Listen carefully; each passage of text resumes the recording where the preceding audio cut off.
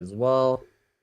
What up, everyone? How's everyone doing? We're doing a special podcast stream, or not podcast. They do podcasts. I do Twitch streams, but special You know stream what? tonight with KD Ratio is my homeboys.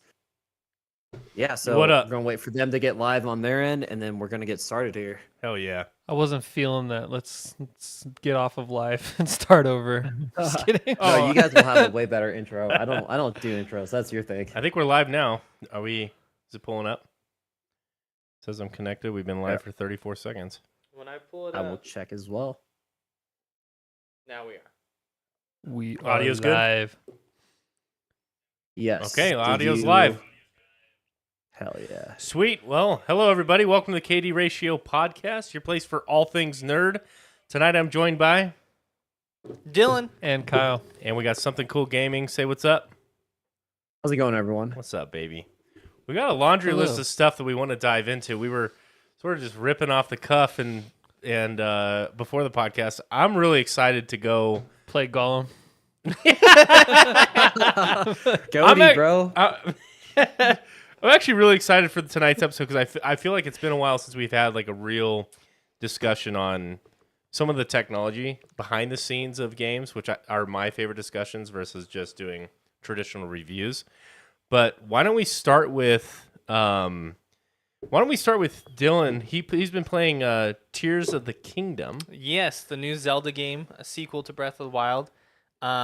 I really enjoy it. It's an awesome sequel, and it's a fucking awesome game. I think it lived up to the expectations from the first one, and then it even evolves it in a way that I wasn't expecting when I played the first one. I expected the sequel to be kind of the same thing, maybe just some new places to go.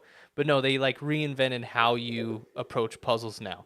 They have a whole building mechanic, so you can build anything that you like. It gives you the components, like a wheel, a fan, a rocket, flamethrower, balloon. And you can combine them, right? And you can combine them into whatever you want. Attach them into like almost whatever. Yeah. So like you have a torch, right? Like it's a dragon head, and you can put that on your weapon and you swing it around, and it's like you swing around a torch, Yeah, or flame weapon. Flame weapon, yeah, it shoots out fire. Or you can put that on like in a balloon and have that as the blowing Heat the source. fire as the heat source. Or you can put that like on the back of your car and it looks cool. I don't know if it has that much propulsion, but it looks cool because there's the rockets. The rockets are the real propulsion. You put those things and you fly. I've seen people, you attach it to your shield. So you can attach these to like anything. You Yeah. attach it to the That is shield. so cool. You pull up your shield and it lifts you up in the air. I've seen people like build their own like fan, like they'll build their own aircraft. They like put a fan and then get like some kind of propulsion device and try to aim shit and fly it to get to places that you really maybe shouldn't get to. And Yeah. the great thing is so far, I just got to the first dungeon, so I'm like maybe barely a quarter, if that. Like I feel like I'm probably like 15%. The game is huge. Yeah. But the way they designed it is so good because it gives you so many game-breaking mechanics that, like, if you were to put that in any other game, you could just beat the game in like a second. But they've designed every level They so anticipated well. Like, you have the ability to go through the floor above you. And so that allows you to skip. What? Yeah, so as long as it's like within close enough distance, you can go through the floor, pop out on the other end.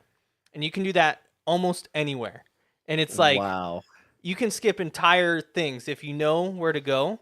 For example, there's these towers, that like in Assassin's Creed where you go and you go to the top, you scan around, you get the map. In this one mission, the door's locked, right? So you go, the door that you need to get into the tower's locked, and there's a bird there, and he's a talking bird, and he says, "Oh, I need mushrooms. They make me grow stronger so I can open it." So, and he's like, "The mushrooms are in the cave." So you go to the cave, there's no mushrooms, and you're like, "What the heck?" So eventually, after you think about it a while, you're like, "Wait, the cave is below the tower. Let me go through the ground up inside the tower." So you end up inside the tower. You can open the door from there. Really? And it's just like, They encourage that behavior though too. Mhm. It's a true open. It's like a true sandbox where Yeah. they say, however you think you can beat this, give it a shot and see what happens. And so they like, I wouldn't even necessarily call it game breaking. Like Yeah. they In any other game, it would be, but Yeah. they've designed the puzzles to work with what they give you. They want you to imagine what you would be like in that position. Well, how would I try and solve this problem? What would I do if I had all these tools at my disposal? And the level of creativity is amazing. Like you can, there's so many puzzles in the beginning tutorial mission where like, it's teaching you basic mechanics, but I'm sure there's millions of ways to solve them. Like there's a rail cart where you have to, half of the track is out.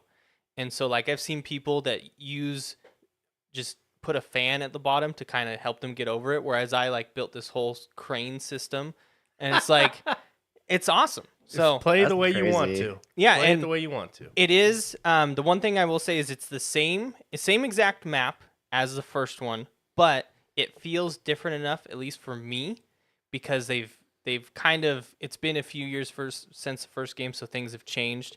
And then also, I haven't even gone in there yet besides just going in for the first time. I've heard there's a whole underbelly that's like just as big as the top side. And there's a whole sky level, not as big as the top side, but there's so much. Yeah. And Dude.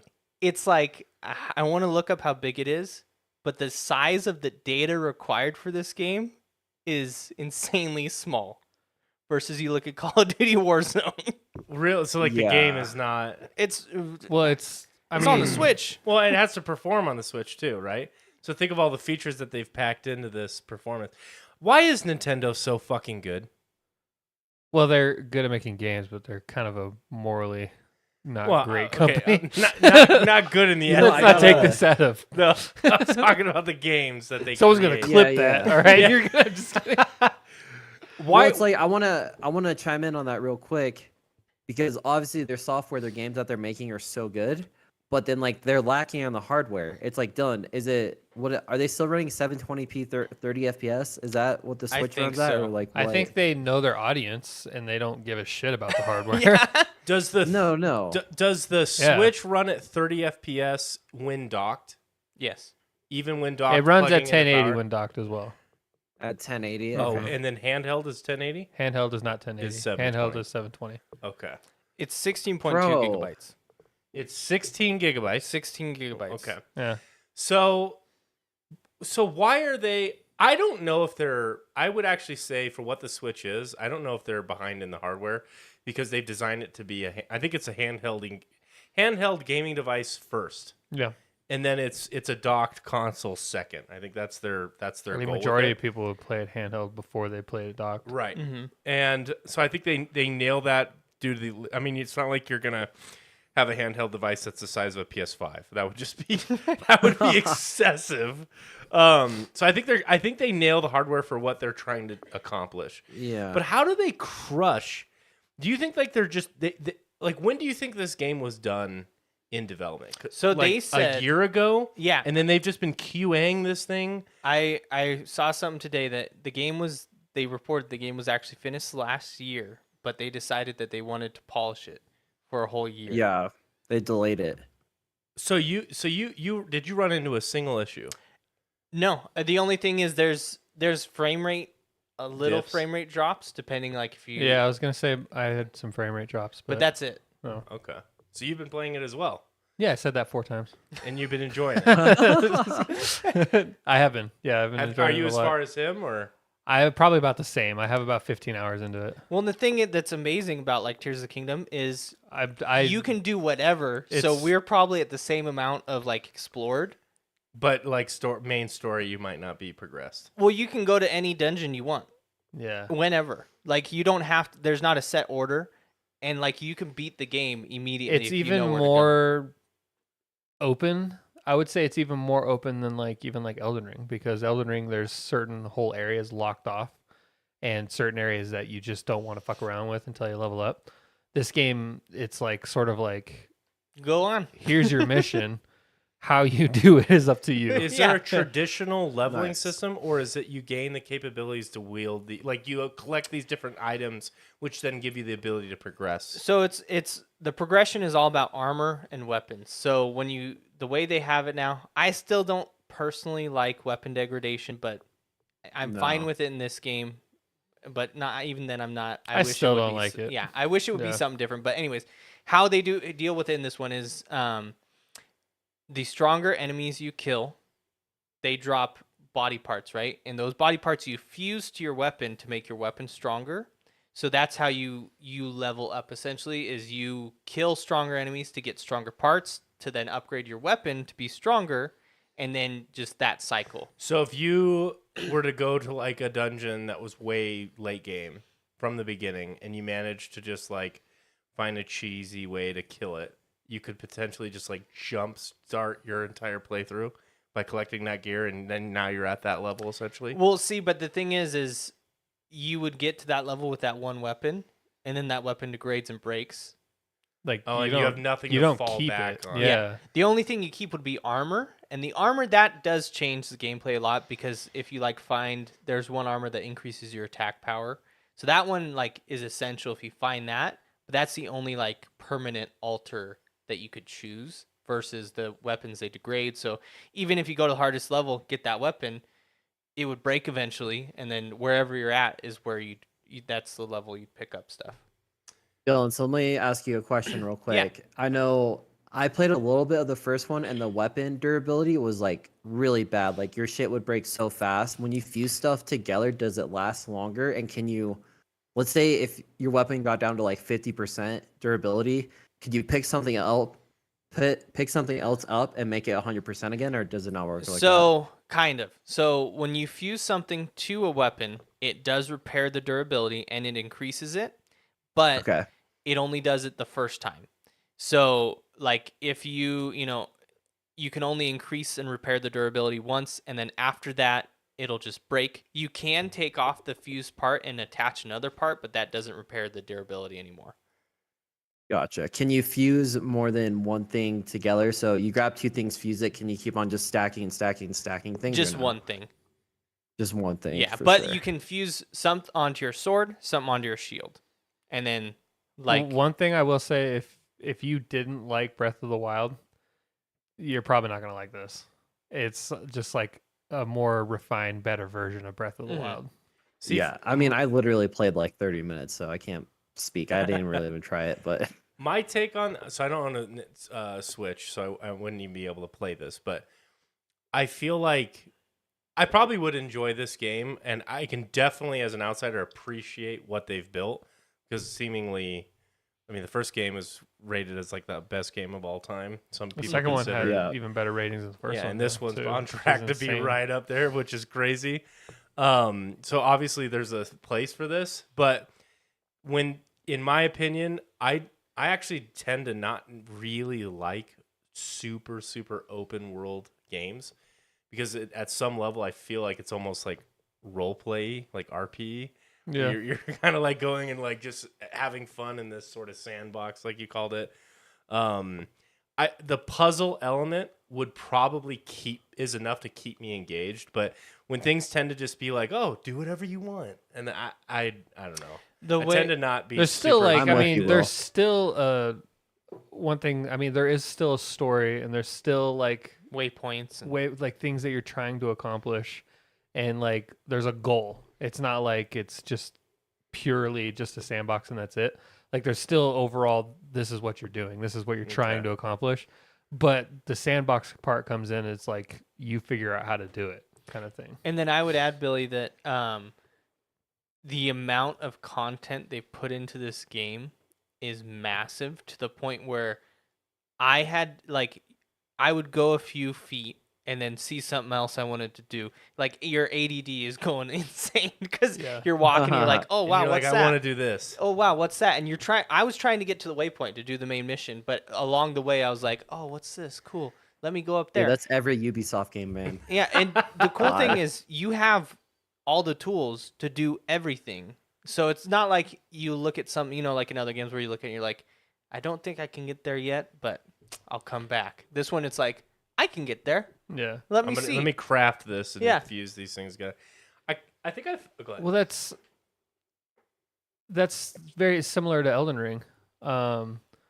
Like I would say that if you liked that aspect of Elden Ring of like, oh, every time you saw something like I'm gonna check that out, or well, I know what I need to do. I need to become Elden Lord.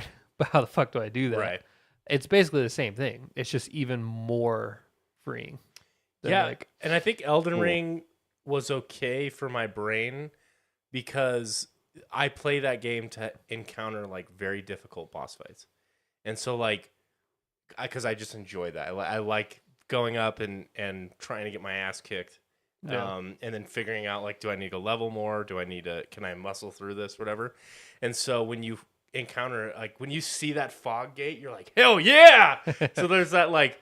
And it's like it's a new experience. It feels like a new experience. I just didn't want to like missell it, like as Right. misrepresent it as like just like a a building simulator, because that's Well, really that's not that's not a good what it point. is. Because for me, like the way it sounded, like where you were constantly enamored with something around each corner, I got that feeling. I know that this is probably not the best comparison, but I got that feeling with the Hogwarts Legacy. I was like, because there was so much to do. Like every 100 feet felt like there was a whole new puzzle type that you would have to go and figure out. And the puzzles in that game were really creative. I would say it's that, but even more freeing. Like That's so crazy. Like, we're just it's that but more. Just keep saying Put it that. on steroids. Well, I've seen More. gameplay, and it's More. fucking crazy to see the scope of this thing. Kudos to Nintendo, man. It sounds like they, and maybe it's because they do everything in house and they're not like contractually obligated to anybody. Like even Sony with their exclusive partners and stuff, they still have deadlines and stuff that they want to deliver on. And I just feel like Nintendo, like the fact that you said they completed it last year. Nintendo doesn't give a fuck about your deadlines. Yeah. They deliver when they deliver. They're gonna deliver when they deliver, and it's gonna be QA'd to hell, and it's gonna be polished. except Because for there's me. no That's beta. not completely true because all the last like couple Pokemon games Yep, always that's what I wanted was to gonna bug say. and broken it. But- What's up with that shit? That's Give me a high quality Pokemon game. Game please. Freak, What's that? the studio behind Pokemon. It's not Oh, Nintendo. It's not literally. Nintendo. It's not Nintendo Studios. But yeah, but Oh, why 'cause are they they do publishing license. it knowing it's in that state? I don't think Nintendo's pushing that. I think that's them trying to meet like American sales. Maybe, yeah. That one's. Interesting. I wish. So they licensed the IP of the Pokemon to Pokemon World to Game Freak, and then they developed that. I think it's the same way as like like Santa Monica, Monica Studios. Studio is under the umbrella of Sony, but it's not Sony developing Yeah. it. That's the same thing with Pokemon games. Well, what's the last Pokemon game that Nintendo actually developed? Pokemon Go? No, that was Niantic that did Pokemon Go. That was a cultural phenomenon. I don't think they ever have. No. They've like. Oh, I don't think Nintendo themselves. it's always are been Game specifically- Freak. Yeah, it's always been Game Freak. but like So I'm there talking you about go. So you're talking talking about about Mario. their parties. You're So yeah. Legend of Zelda, Mario, Kirby, Yeah. like all of their their Smash. specific parties, the Smash Bros games. That's all Nintendo specific. I now remember the intro for when my Game Boy Game Freak when you load up Pokemon. Yeah, the Yep. weird like Mm-hmm. oblong thing. Yeah. I mean, you have to optimize the shit out of your game to get it to run on the Switch, though, because I mean we're talking about hardware. I have Witcher on the Switch just for shits and giggles How's because I was that? like, dude, I could play this mobile. Why not? It actually, other than looking like not great, it actually runs really well. Yeah. But it's only 20 gigs on the Switch for the whole game, and that's all the DLC. And I'm like, That's why is it crazy. 20 gigs on the What? Switch, but like almost 100 Yeah. on every other console? Optimized How? to hell. Yeah, and that includes like the Blood and Wine DLC and the Hearts of Stone DLC, and it's all 20 gigs for Well, all of The Witcher 3. I think just Warzone alone, the base game Warzone with one fucking map was like 350 gigs at one point on Honestly, PC. aside That's from insane. aside from also getting bored That was one of the main like contributing factors to me not playing that You game were anymore. deleting shit. Because I was like, I have to delete every Sacrifice. game Yeah. on my hard drive to Every play this. single So game. fucking Dude, stupid. for real. God, that's just so sad how like some games are optimized for that and others just completely aren't. And I was playing on my PS4, and I had this like bug where every time the game updated, I had to not only have enough for the update, I had to have the entire free space of the whole game. So like if it was a 5 gig update, I needed actually 305 gigs to update it. And Activision fucking I don't know. I don't even know if they've ever fixed that. They never gave a fuck about that. They were like, well, people are still playing. So You'll figure it out. Oh my god. and then on the last update was right when they got the new map. I forget what it's called. Caldera, yeah. They announced that, and then they had the update to play it, and I was like, you know what? I'm fucking done. And I never played it. Well, since. dude, because at that point you had to have like 3 full games installed in it for all the assets for all 3 of those games. Just absurd. It was so dumb. And then, but when you went to go launch like the other game, you'd have to close the application, at least on PC. You'd have to close the application to relaunch it anyway. So it just didn't even make sense. Like for the other Weird. game mode, like if you wanted to do like a special ops or whatever, like you had to close the game to reopen it to be able to play that. Huh. I think they did ultimately patch that, but like still, the game just fucking. They didn't care. They didn't care. So you take that studio, generating an ass. Is there a microtransaction shop in? Was that Here's the was Kingdom? that Infinity Ward? That was Activision. Well, it's Infinity Ward, Activision, yeah. but Infinity Ward partner with made- Infinity Ward. I believe they made the first Warzone game. Yes. Yeah, it's either And- that or Sledgehammer. No, Sledgehammer. I think they did. I don't know. if they Sledgehammer ever- still does. Yeah, they do Call of Duty games. They did. When's I think it's been a while since they did the last one. I don't. They made the because it world- went from Did they make Vanguard? I don't know. I thought they made. There's 2 different studios that do it. It's Advanced Infinity Ward and Warfare. Sledgehammer. And that was the last one. I thought that was the last one they did. Who's the other one? Isn't there Treyarch. a Raven? Raven something? Software. I think Treyarch's out of it. I don't think they do Call of Duty games anymore. I thought Treyarch just did this last one. They might have. They did Vanguard, which released in Who did? Treyarch? no Sledgehammer. Oh no, Sledgehammer. They did. They worked with Infinity Ward on Modern Warfare, Cold War, Vanguard. Oh, they just- Apparently, Modern Warfare 3. So they've been Okay, involved so in they all did of them. Vanguard. I didn't know that. Interesting. But yeah, compare that studio to Nintendo. To Nintendo, who like has no problem sitting on probably get the game of the year. Yeah. For a year to make sure it's polished. It's just different Well, values. let's not forget that I Am Jesus Christ came out this year too. So I mean, I'm don't s- don't that don't make shit's any winning. bold statements like that. Just, Goaty. What if yeah. just for meme purposes they put that in the final running? I kind of hope they do. Everyone's gonna vote for it. It's gonna win. That'd be hilarious. Through the Game Awards, doesn't like the general public vote for the nominees, and then the Yeah. nominees get voted on So that could by be people's choice. whoever? the People's Choice Game of the Year? I Am yeah. Jesus Yeah, Christ. yeah, I don't know how they select the 6 games that go into it, but then the people vote on. Mm-hmm. Yeah, But I yeah, think yeah. it's weighted though too, right? Only the people's vote only counts for so much. Right? I think it's in combination with like the critics. Critics, Right. yeah. Yeah. I don't know. I Yeah, don't know what the yeah. weighting is if it's 50-50 or whatever. Because I know didn't God of War win the popular vote, but Elden Ring won the critic vote? Am I wrong in that? No, I don't think that's. I Am don't I even wrong think in they that? revealed that information. I felt like I read something that touched on that. Maybe I'm completely bullshitting here, but yeah. Imagine. I mean, if it really was all just. I know there's a weight to it, but like, imagine the power somebody like Mr. Beast has. Like, if he just said, "I want every one of my subscribers to vote for I Am Jesus Christ," it would win. And that's Like- how, I mean, it's so easy to market games nowadays. You just Yeah. pay the top 5 streamers on any platform to play your game for 24 hours, whatever. Austin, you like froze for so long just now. I thought that you were actually frozen. Like actually, that's hilarious. like, and you had this absolutely look stunned. of you were like, No, because like how you're talking about. I just looked at the Game Awards for 2022. Elden Ring won Game of the Year. Or wait, hold on. Yeah, well, there's Elden different Ring won Game of the Year. categories. They won Best Game Direction. God of War won Best Narrative. Yeah, So That's I what I was don't gonna know. say. These are Action very adventure. weird. Well, because the game of the year is like the overall like grand Yeah. prize.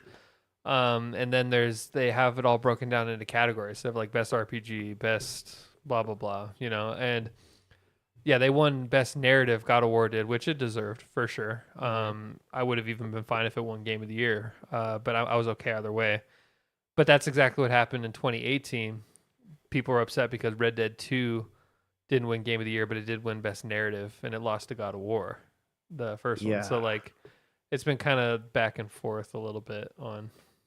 Which is funny because I thought God of War 2 was actually better than the first God of War. But maybe it was all the nostalgia of, it came back after 10 years? Maybe. Not to take away from the first God of War. It was Mhm. still fucking great, but I thought God of War 2 was even better.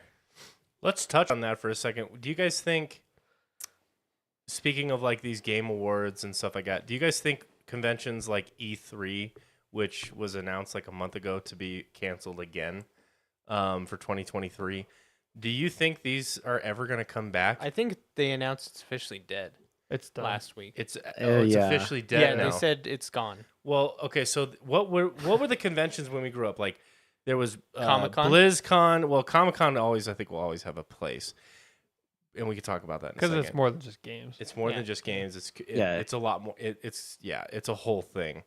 But like there was BlizzCon, there was E3. GamesCon, E3. Yeah, E3 is huge. What was some of the like?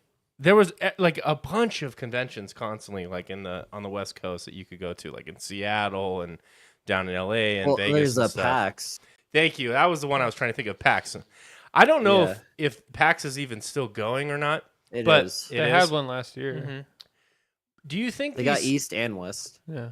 Do you think these things are ever going to like regain popularity? Because like they shut down for a few years from COVID, but I think a lot of the draw for those conventions was to see the trailers live, right? And that's where all like the big announcements would happen, and then you'd be, like there's rumors of, let's say, Diablo 4 being going to have like a exclusive trailer that you can watch, and if you're a huge fan of the series, like you would go there and you'd be all excited and stuff.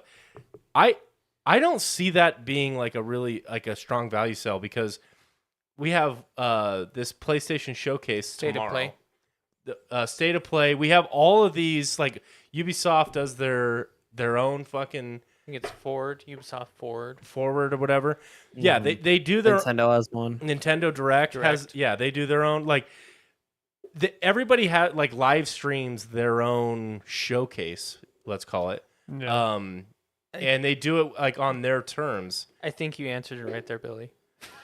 Like, but It's not going to Yeah. happen because they've all decided we can do it We ourselves. can just do it and ourselves. We don't have to pay anyone. we don't have to host a convention. Yeah, we don't have It's to do kind of anything. mimicking what happened to gaming in like the 70s and 80s. Like every game used to just be on every console, and they all had like it looked either shitty or good. But like Nintendo, they licensed before they even had like consoles. They licensed all their games to like Atari and ColecoVision and all these other like smallest.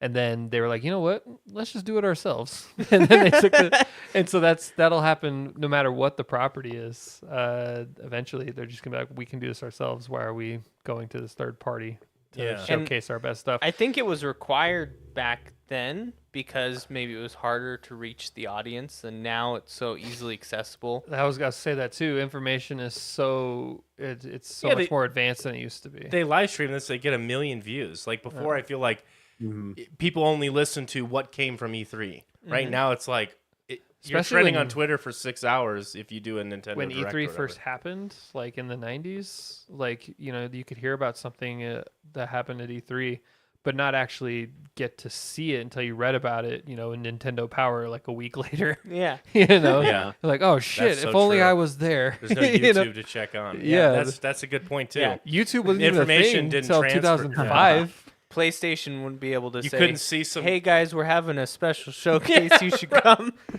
Now you can get like even if it's like a screened showing or whatever, where you're not supposed to have any, you're gonna get some bum ass video of somebody recording it through their shirt or something. Yeah. But like, is there any value in going to one of those conventions if you're not there for like any exclusive preview?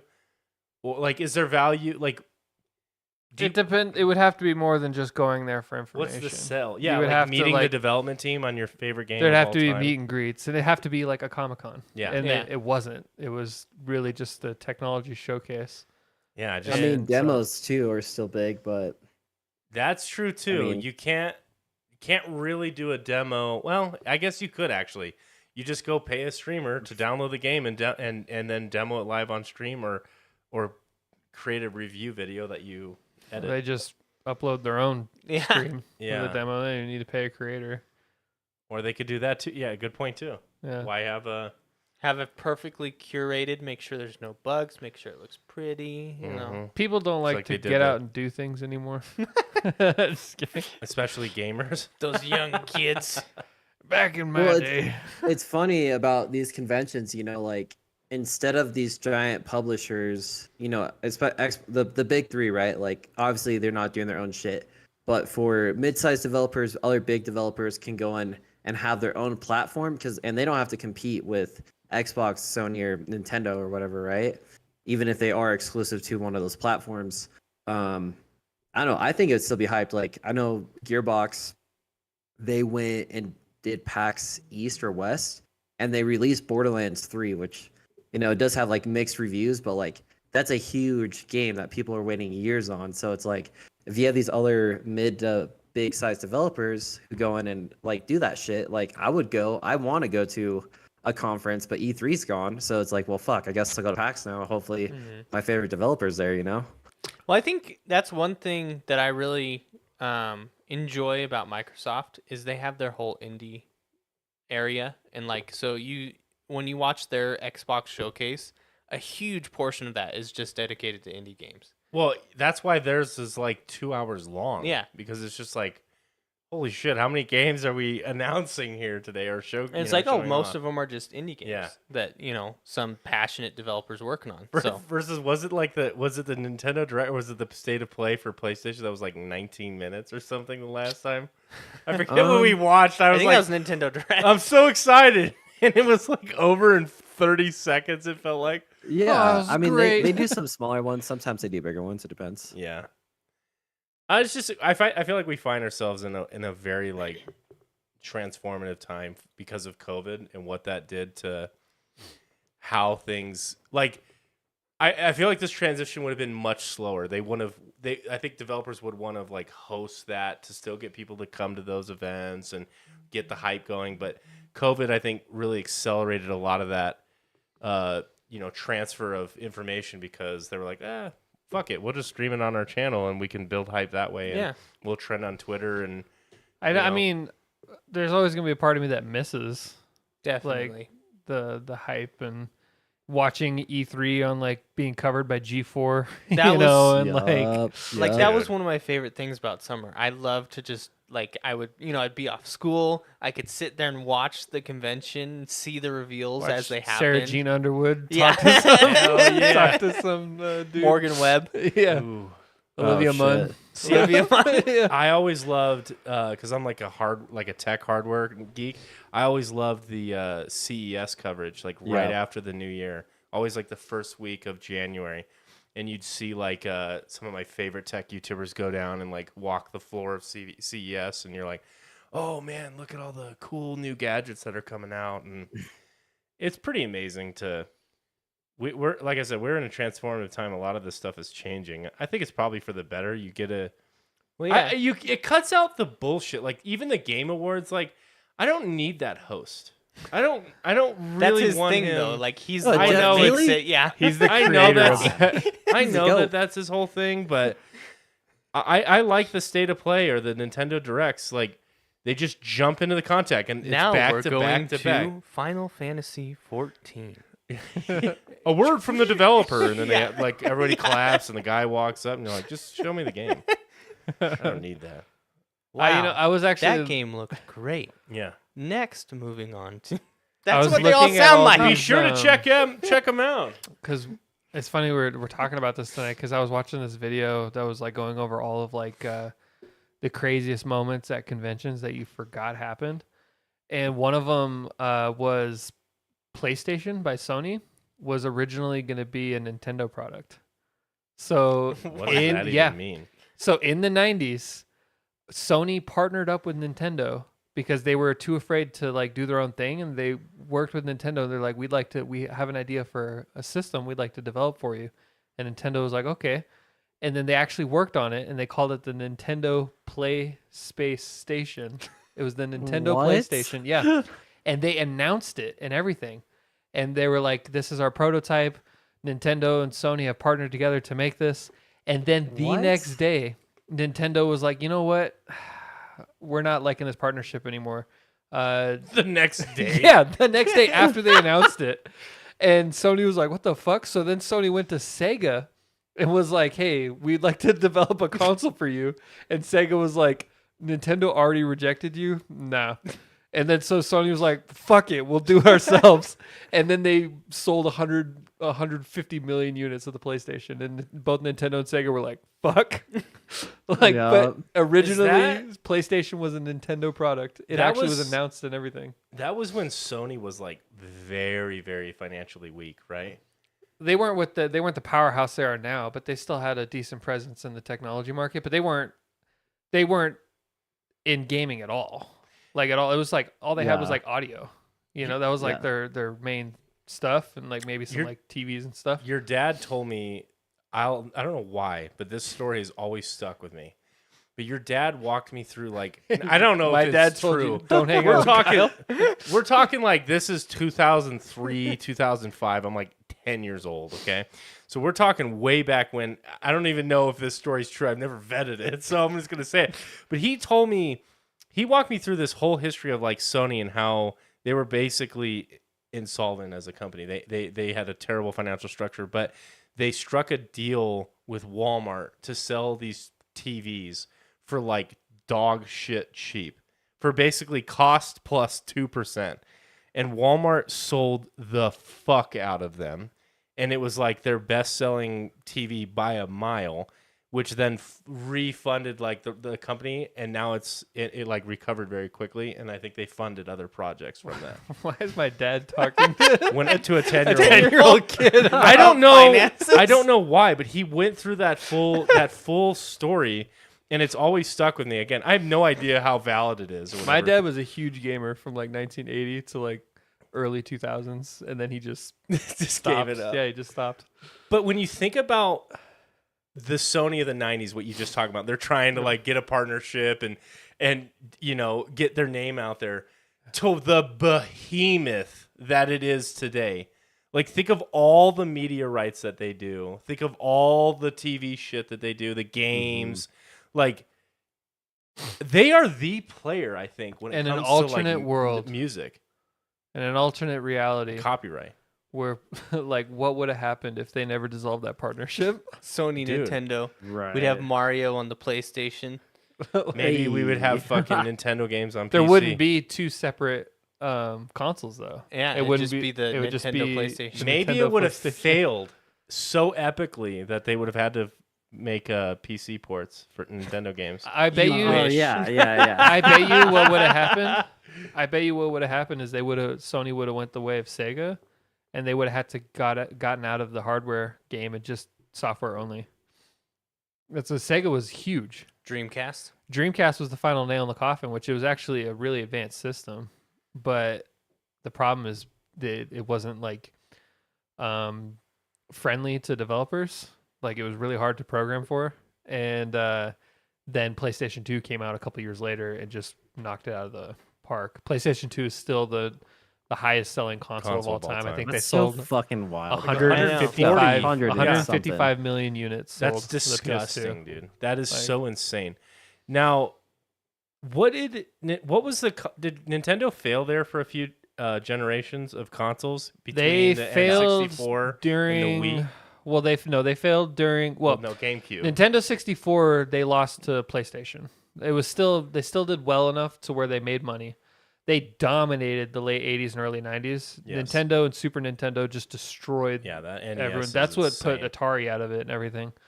And then they failed again with the GameCube. to again PlayStation 2. GameCube only sold like 19 million. But they units, also had the Game Boy. But that's what I was gonna say is that's what kept them afloat is handhelds. I didn't even think about that. The Nintendo They- Advanced. Well, also the DS Yeah. and Game Boy Advance, like all of those kept Nintendo Game afloat. Boy Advance, yeah. And then the Wii came out, and the Wii That fucking murdered. dominated Yeah. the market. and then the Wii And U then came Wii out. U came out, went- and they fucking fell off a cliff again. So They were like, Nintendo's let's been combine hand gaming and consoles. Nintendo's been all over the place, but what really saved them for the 2000s was all the handheld gaming. Dude, you know what's crazy? I just looked this up. We have sold over 100 million units, like 101 million. The Switch has sold 103. So like, you have multiple consoles that sold over 100 million units. Like, my Yeah, God, that's dude. crazy. Wow. I didn't realize the Switch was even that comparable to the Wii. Well, because the Wii was more concentrated. They did all those sales in like the matter of a year versus Switch has been doing this, prolonged. Since, yeah, so it doesn't feel like it's as crazy. Well, and I I- wonder if they would have sold more Switches because they did have a shortage of them. Like when they first started to come out, it was Really? kind of not as bad as PlayStation and Xbox, but like I had to buy mine secondhand because the stores didn't have them.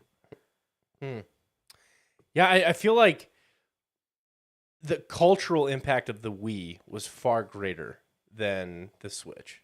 And it's so funny because it's such a gimmicky system. Yeah. It's so gimmicky. like it's But what year did the Wii come out? Did you have that up? 2007. 2007? yeah. And the thought that you have like an infrared or camera or whatever that's like tracking your movement, that was fucking mind blowing. Yeah. I remember like thinking, what the fuck? You know, I could play tennis and shit. It was, Oh, yeah. and everybody played it. It was such a cultural. Remember the trailers? cultural the, thing, man. Like the two Japanese dudes just show up to people's house and like, we would like to play. Yeah. You remember that? And they're like, okay, and just let them in and they're like playing tennis. Oh man. Well, how about we start getting into some of these topics here? Unless I don't know, Austin, did you have any closing comments on that? Nope. Let's go. All right, let's do it, man. Esports Olympics. Are we Well, hyped or yeah. what? Are we? I am ready. So there was news What, of this. There was what game did they announce for that? Dude, the only esport that's actually in the lineup is Gran Turismo. Everything else isn't yeah. even a fucking esport. It's the worst so list of weird. games. Dude, the rest of them are sports games. The chair, like- I think the reason the chairman of the Olympic Committee is against anything that represents like war at the Olympics. Like, violence. Yeah, so there can't be any shooters, and there can't be any like, I guess League of Legends is like a war. I don't know. Two teams fighting. Don't they have a rifle medal contest where they try to shoot Yeah, guns but at a? it's not At each Shooting other? Targets. it's not at each other. You know, Mhm. it's the Olympics are supposed Or to be no, peaceful. Wasn't it like a? I thought I saw something about Fortnite that and like they're gonna have like target ranges in Fortnite or some shit. I don't think thought I heard Fortnite's that as in well. it. I did hear that somewhere that they were gonna have like special maps designed that weren't like competitive, but they had like target practice or they had something.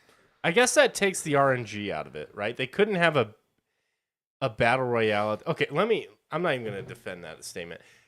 I think having the format that they've chosen so far at the Olympics is just silly. I don't think there's a place for like gold medals for sports type games at the Olympics. I don't think that makes real sense. Now, do I think that there can't be something out? Like, to me, the Olympics is for something like of athletic achievement, because you have the world is culturally different and physically different, right? All shapes and sizes. So you have different body shapes from different regions dominate at certain sports, right? And so there's always that athletic physical ability, to me, attached to the Olympics, that I don't think you could just insert gaming and say, yeah, that's a new Olympic sport, because I don't think that that's fair. Yeah, I agree with you. I don't think that esports should even be in the Olympics. Yeah. Now, could you have an Olympic type event where you have countries competing against each other for gaming? Absolutely. That would be awesome to have. You know, and there's already a few of these that exist. Like, I think there's one for League. There's a U.S. team, and they fight. They play different regions, and you qualify for different regions, and it's a big spectacle. They already have those things. I think those can be very successful in their own right, but I don't think that they It's the belong problem in with the Olympics whenever they try and introduce something new. It's the same thing that happened with skateboarding when they introduced it to the Summer Olympics. They had no idea what the fuck they were doing, so the judging didn't make any sense. They didn't know how to score it. They had people that were rating like the runs in skateboarding that like had never even like watched like a skateboard event in their lives. Yeah. That's so dumb. And so you got So bad. somebody doing like a switch lip or something, and they're like, perfect, 10 out of 10. And then you got somebody doing a tray flip nose blend. They're like, I don't know, 5. Like, and you're like, what the fuck? So like, wow, that trick was really good. and they didn't even know how to commentate it. Like, they'd be like, Oh, so bad. yeah, they were like, all right, he's coming up and he jumps and does a slide on the rail.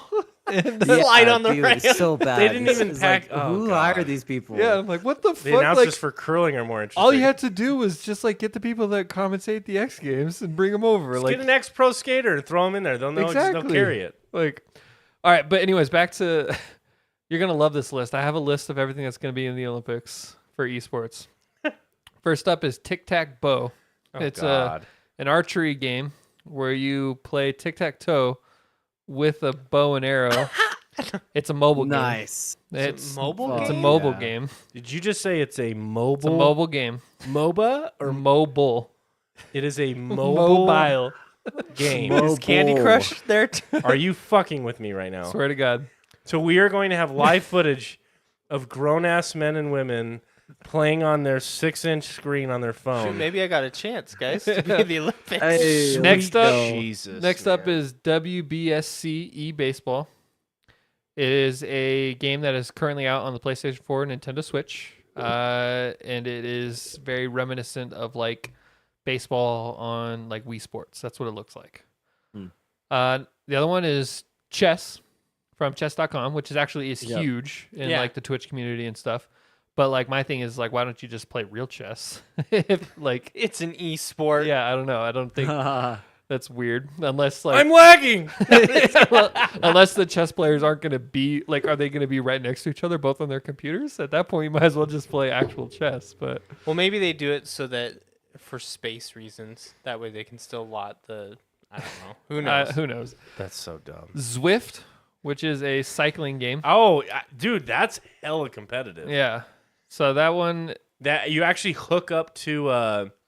Like a Peloton. yeah, it's like an exercise game, but yeah, you're actually literally is. racing. Yeah. It's legit. So I that's actually like a watched- physical. At that point, why not just have actual cycling? Nike, They do. Nike, Yeah. the streamer Yeah. for Guild Wars 2, plays that game Yeah. on his off Yeah. streams, and I watch him. It is so intense, but the your equipment can be faulty, like it's because the way you generate power. So you can see. So he will go through the leaderboards at the end of it, and he'll see your heart rate, and he'll see your like average wattage output. And either you are like the greatest athlete, better than Lance Armstrong of all time to be cycling, or your equipment's fucking up. And because he'll know, it'd be like, oh, your heart rate was at 97, but you're outputting, on average 280 watts or whatever. it's amazing. So I'm like, just cycle. I don't know. Maybe Next that's up- a boomer in me. I don't know. Next up is Just Dance. We all know that game. I saw that. That could be interesting. Okay. That- like Dance Revolution. It's not even. You don't even have a. It's not even a rhythm game though. You're just matching the character on the screen. Wait, I thought it was the foot pads. No, it's That's No. that's Dance Dance Revolution. Just Oh. Dance is literally The Connect. It's like so there's a character on Yeah. screen and you have to That's match what right, the it character has on the the screen is camera. doing. It looks more like dancing than DDR, but but DDR actually has more like skill Skill, yeah. involved. Okay, well I take back. If it was DDR, I Yeah. might be more interested. Gran Turismo, which actually is an esport. It's I mean, we should all know it's a Yeah. racing game. But when they do it in esports, they actually are in a full like car simulator. Like it's not on a controller. Like they're actually like in the seat and everything. Speaking of which, have you seen the trailer for the Gran Turismo movie? Mm-mm. Actually, No. it looks pretty good. Really? Yeah. Is it another Fast and Furious type? movie? No, it's a true story about a kid that was really good at Gran Oh Turismo in yeah. the like esports world, and then he actually got recruited by I think Nissan. Oh, I have seen that. And he goes and As races like a for them. professional Yeah. driver. And they're like, "Oh, what are you going to take this gamer nerd?" And he goes and like gets buff. And he actually they put him through like Yeah. a boot camp, and he actually does really well. So that's gonna be a movie, but Virtual Regatta. It's an online sailing race simulator. So you're sailing from point A to point B, using real world sailing tools. Yeah. My only Is it thing on the with this mobile? list, Kyle, It's on Android and iOS. Oh my god, dude! I can't wait to see the footage of this. Like, my god, this guy is on another level. Look at the strokes per minute. Dude, what if your latency was really high on one side and you're like, what the fuck? I'm going. It's not. My battery's it's not dying, going." guys. You just have your phone. They didn't even give you like a special like. Or you like those guys that Tablet, like played Pokemon Go? You got 16 mobile devices going on where you're trying to all coordinate together. We got virtual taekwondo. So they put sensors on their legs and then they fight the other person in like a VR taekwondo. Okay. Like why not just do real taekwondo? they actually have taekwondo in the Olympics. Yeah, why they why- have virtual Yeah. taekwondo? You know, I admire them for trying to change and like pushing it and it, trying to evolve the Olympics. But I don't know if this doesn't. this involve the doesn't Olympics. sound like a step in the right direction. And every Someone time- is going to fucking win a gold medal for sailing on a fucking iPhone. Can we remember this, okay? They're going to win a gold medal that they're going to be walking up and down on a subway in New York at some point, and they're going to be like, what did you win? And he's going to be 350 pounds. Most likely, he's going to be middle-aged with a neck beard. He's like, I'm really good at sailing virtually. Like, I'm sorry, it's just not. I mean, what are we even talking about? Last Kyle, every time you mention one of these games, when I was a kid, I would see those Olympic games, and I tried to rent them, and they were all dog shit. So I'm just picturing that level of quality on these games, just where it's like the worst developer ever. So last but not least is Tennis Clash, which is a tennis game. You're gonna love this. It is wildly popular tennis game that you could play on Android and iOS. It's think I need to fucking mobile download Does Tennis it use the Clash. accelerator at least where you're making movement, or are you like literally pressing a button? It looks like it's touchscreen when I'm looking at it. There's like okay. when the ball comes flying towards you, you gotta like tap it. Like to Look at that. Tennis Clash Sports You know Stars game. Sports, bro. These aren't esports. So yeah, The only thing that would make this better is if instead of getting a physical gold medal, they gave you a gold medal NFT. Let's just go full let's meme, go. and you get a gold medal NFT. So I'm with you on I don't think that esports should be an Olympic event. But if it is going to be in the Olympics, I would like to see some actual fucking esports. like, like CS:GO and League of Legends or like Street Fighter. Like I would like to see shit like that, Yeah. Like that would be at least That if would be you're gonna have epic. esports. Better than these mobile games. Yeah. If you took League and you took like the map that they use, and you reduce certain characters and you balance the game over like a official set of rules, and it was something a little bit different than maybe the traditional tournaments, and you made it one U.S. team, maybe the U.S. actually, since you normalize for population, so maybe we're allotted 2 or 3 teams. I think that could be interesting. Because it's a game that already has a following. I don't know who's watching this sailing game, but I couldn't imagine like pulling up the footage. Huge. Yeah. I'm What getting does into that even look like? You go into like a conference room and they're sitting at a table and you see on a projection screen behind them like their actions per minute and What's they're doing. What's it called? I want to see if it's on Twitch. I gotta pull it up again. I don't think these are. I think these are developed by the Olympic Committee. Tennis Clash is not the Olympic Committee. I pulled it up here. Oh, okay. That's what it looks like. Oh, so okay. So they're So the sailing game is called Virtual Regatta, REGATTA. And it's a sailing game, and it looks fucking 8-bit. I don't know. Like, sweet. Also, maybe it's more like a Jesus. strategy game. I think it's more of a strategy thing than it is like an actual. Huh. But it looks 8. It says simulation. Oh, is it like one of those Is it a real life sim? It's an online racing simulator. Goat simulator, Esports have been announced to the Olympics. Second farming life. simulator. Sims. Who could farm the most acreage in the day? Farming. Oh, what the fuck? Okay, so apparently there's one guy on Twitch who streams it, and you can only watch his VODs if you're sub. Oh, wait. So you're taking a real large fan base then? Virtual Regatta as a topic has 468 subs. So it's pretty fucking huge. Watch out. Guild Wars 1, which came out in 2005, has a community about 7x that. So on Switch. It looks So- like, I mean, there is some 3D element to it as What the well. It looks like it's What the fuck? like the Kerbal Space Program of Of boats. of boats. See, now that game should be that on game it. should be on there. That Best would be- engineers. I would love to Hey, see that'd that. be kind of if you want to go this route, maybe you do like the best engineers crossed with video gamers. I Yeah, don't you know. could like say, okay, you guys have to get to the moon. Here's your allotted amount of money and the parts you can use, and then whoever gets there first. Do you think that this is their first and last time? I won't in be the their Olympics? last. And like I said, I admire their attempt into this because I think there is a place, like, you know, with League of Legends. Especially or chess. esports or chess.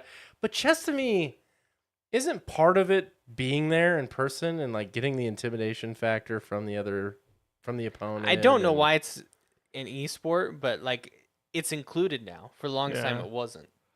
I don't know. You know, it was never Chess- identified. Golf as a just was sport. introduced back to the Olympics. I don't know. If I'm watching people compete in chess, like I can get behind a stream or a chess.com tournament like any day.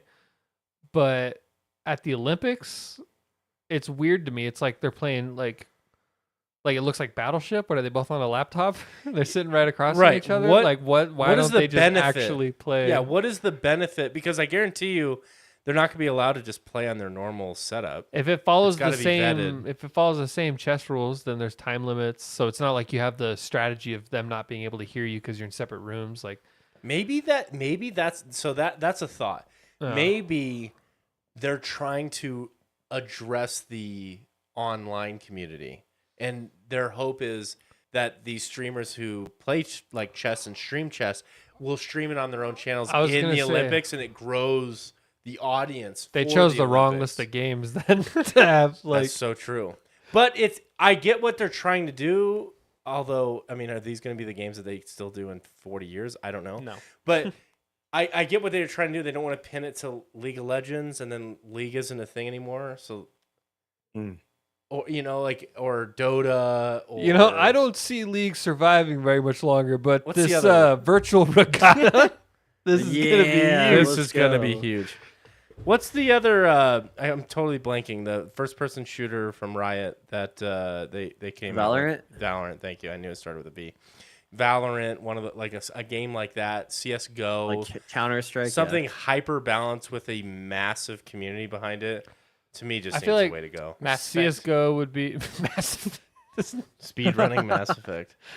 Imagine winning a gold medal for speed running Mass Effect. And then this you gotta, like, choice, I make this choice because it knocks off 0.2 seconds.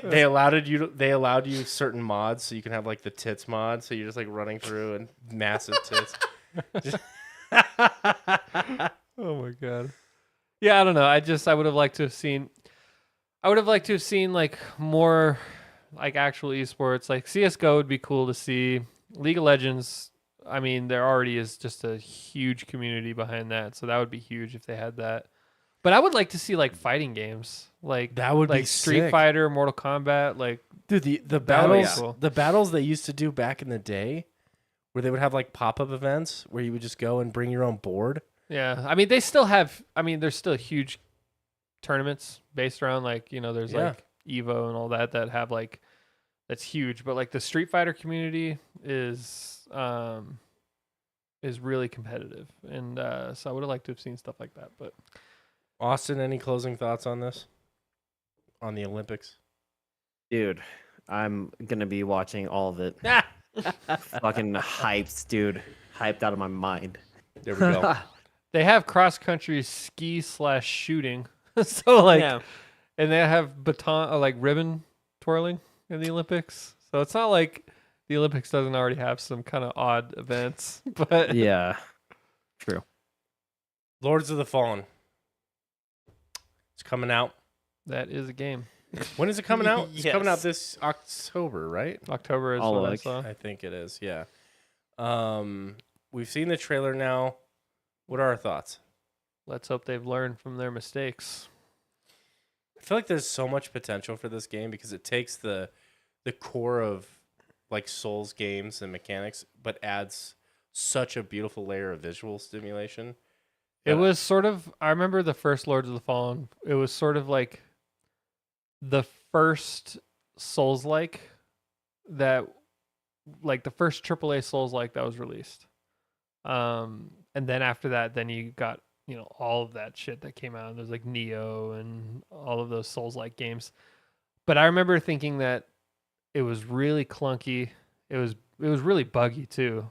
And it just was like a bad version of Dark Souls. That's how my thought process was on it.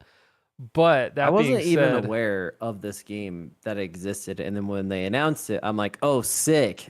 I was like, "I might be interested," but then you guys talked about it last time we talked about it a long time ago. He was like, "Oh no, it's a remake or whatever." I'm like, "Oh shit, okay." So like, what was up with the old one? Like, I played the riddled with bugs at launch. They focus, I think, more on the visuals versus some of the combat mechanics. the nickname for it was Clunky Souls. Yeah, Because like they tried to be a Dark Souls Souls. clone, but it was just really clunky. they and failed you on the felt so combat. slow. Yeah, You did. I remember feeling came out in like 2014. yeah. I got it. It was one of the first games Man. I got on the PS4. Me too. Damn. Like, because I just played like Dark Souls 2 in the PS3, and be like, holy shit, this is Dark Souls, but on PS4 it's gonna be amazing. And it was published by Bandai Namco, so I was like, oh, it's the same people that did Dark Souls, not knowing It should like be great. the developer and publisher are two very different things. Yeah, who developed it? The original Oh, one? I forget the name of the studio. It's the same people that do that are doing the second one though. You know, it has a Game of the Year EI edition. Games and Deck 13. What guess. does that even mean? You could publish with your own game of the year? Yeah, it has a Game of the Year edition. What did some off-brand magazine give them game of the year or something? Probably. What if it's just their game of the year? it was They only our developed the Game one? of the Year? I'm pretty sure, Austin. I'm pretty sure that the studio. I think that's their only game. The original developers was Gotcha. CI Games and Deck 13. yeah, that's what. Usually, he just said. yeah. That's what I saw. Usually, like the Game of the Year edition just means it comes with all the DLC and all the other side shit. It doesn't mean it's actually the Game of the Year Yeah, They edition. made it. I've learned that It was How could their you? game. How dare you call that? You know, because there's a gray area to it, like game of the year, like by whom, like by us, the CEO could be Self-defined. like, "This is our game of the year. Let's release a game of the year edition." and that's all they have to say. That's all you have to say. This is marketing. My Yeah. God, People who aren't I think invested or who aren't following this. I think they're going to fix their mistakes. I actually think this is going to be a success. So CI Games, they did make quite a bit. Oh, did they? Some big hitters like Art of Murder, Art of Nice. Murder 2, Art of Murder 3, Battle Strike, Ooh. Road the Art to of Murder Berlin, trilogy. Road to Berlin. Okay. Brain College, Oh, what a terrible and name. there's like 20 of those. Brain Wow. College. Yeah, Brain College, El like Dorado collage Quest, or college? College, Oh my God. Chronicles of What? Mystery. Oh my God. These are all those you ever PC play games. C of I'm M? gonna play all of them right The now. C of M series, No. Chronicles of Mystery. It's really good. I Love Beauty Makeup Studio, Jewels of Atlantis. So this sounds like mobile games. Is that what they did? Well, these are like those old PC I don't games. know. Remember like the the where you cheap learn? ones that you could buy for $3 at Yeah. Walmart. They made a bunch of those. How Brain did they get a College license seems like for a- Lord of the Rings then? Wait, that's not Lord of the Rings. It's Lords just of- it's Lords of named the Fallen. similar. But the one game that is serious that they did make that was successful was Sniper Ghost Warrior. They're behind that series. Oh, okay. The sniper games. I never liked those games to Me be neither. honest. I never played. I've always wanted to, but Mortal Kombat. Mortal Kombat 1. Yeah, what's up with that? I think I'm the only like real fighting game fan here. What? Kyle, I bought every Mortal Kombat. I've never once heard you talk about it. I love those games. I don't really like Street Fighter myself personally, but I love Mortal Kombat. I played all of them, and I'm excited because from what I've seen, this one's like a soft reboot where like Liu Kang reset the universe or something like that. I don't know. Well, so He still has his god powers. At the end of Mortal Kombat 11, he takes over from Raiden, the Lord and Protector of Earthrealm. So he becomes Lord Liu Kang, and he's like, turns into like this electric, like fire god. And so he also you defeat Kronika as Lord Liu Kang, and then she was like the person that controls all the timelines. And Liu Kang resets it at the end of Mortal Kombat 11. So this is basically them just restarting it fresh, and that's why they call it Mortal Kombat 1. But it's still like canonically, it's still following the same line. It's just that's their story reason why they're able to go back and make everyone like young again. And what's the combat like? Is it all just pure fighter style games? Yep. 2D left right? Yeah, they've tried to implement like in the what is the like Armageddon or like Annihilation? Annihilation, Armageddon. They've tried to implement like third person action things. They even had like a chess like mini game. And their bread and butter is the fighting aspect of it. And everything else they've tried to do has just been kind of weird. But, I mean, Mortal Kombat is just about as straightforward of a fighting game as you can get. It's not over the top like Street Fighter. I was going to say, not which one's super hard to master the combos, but it is like... Capcom that has like literally 150 combos per Marvel vs. Capcom? Yeah. Marvel vs. Capcom is pretty insane. That's insane. Okay. Yeah. So Mortal Kombat, you get like 4 or 5 combos. Well, you can still, if you get like a good juggling, you can still get like a 10-hit combo, like that kind of thing. But like it's slower and it's... I mean like button combos to do a unique attack. Okay. Well, oh, no. Like you could string together combos. Yeah. But like you're not going to need like 10 buttons to pull off one ultimate. Yeah. Well, because that's what I think Capcom Marvel, whatever the fuck it is.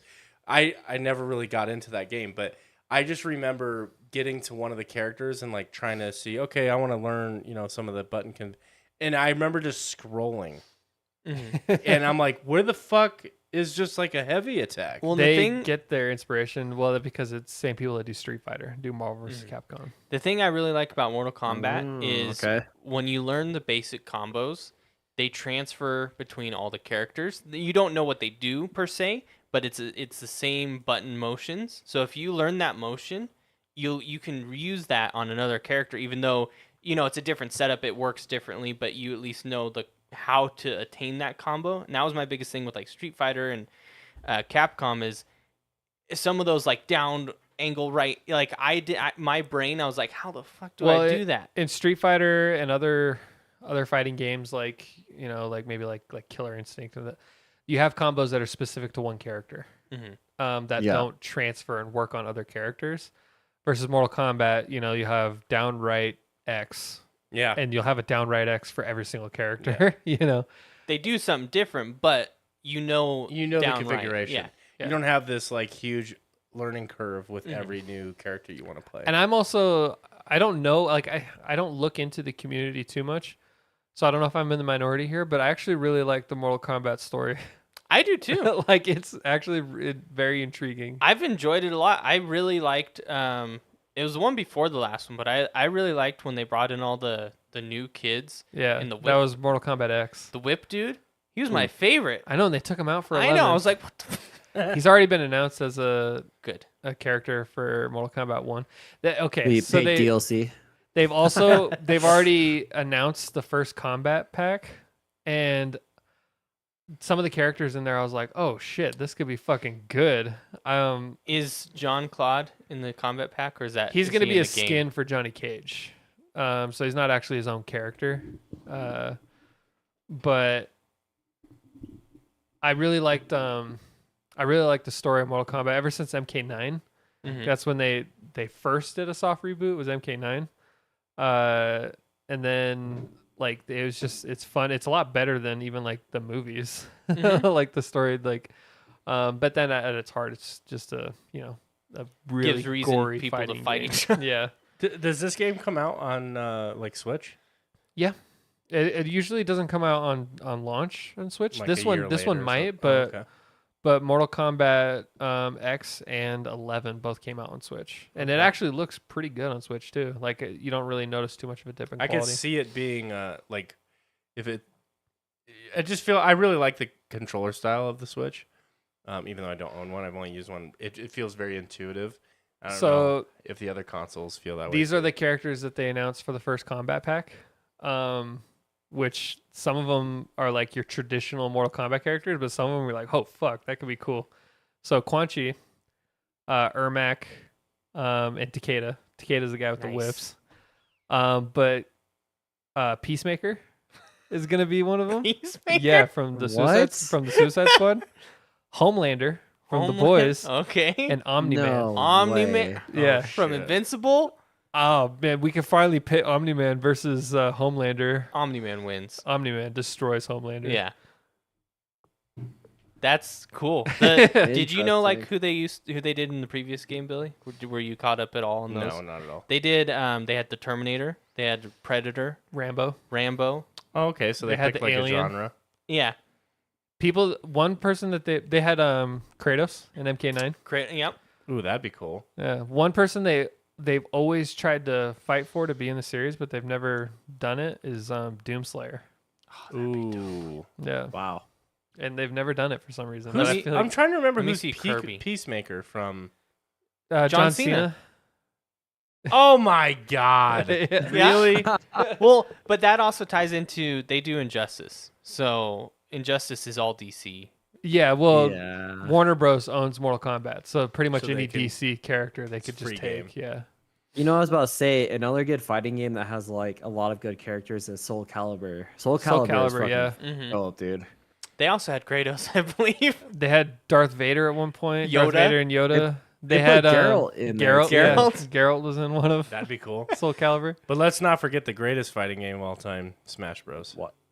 Debatable. I'm not saying it's up there for sure, but that's a bold claim. I think there It needs is. to be Mortal Kombat Smash Bros crossovers. I want to see Kirby get a Dude. fatality, just like the X-ray of Oh his my body. God. I want to see Yoshi just swallow Geralt. X-ray, you get the X-ray of him going into the acids. Oh they my make it all God. Mortal Kombat-ish, Yeah. so it's all bloody and like he's like Yeah. ingesting. Yeah.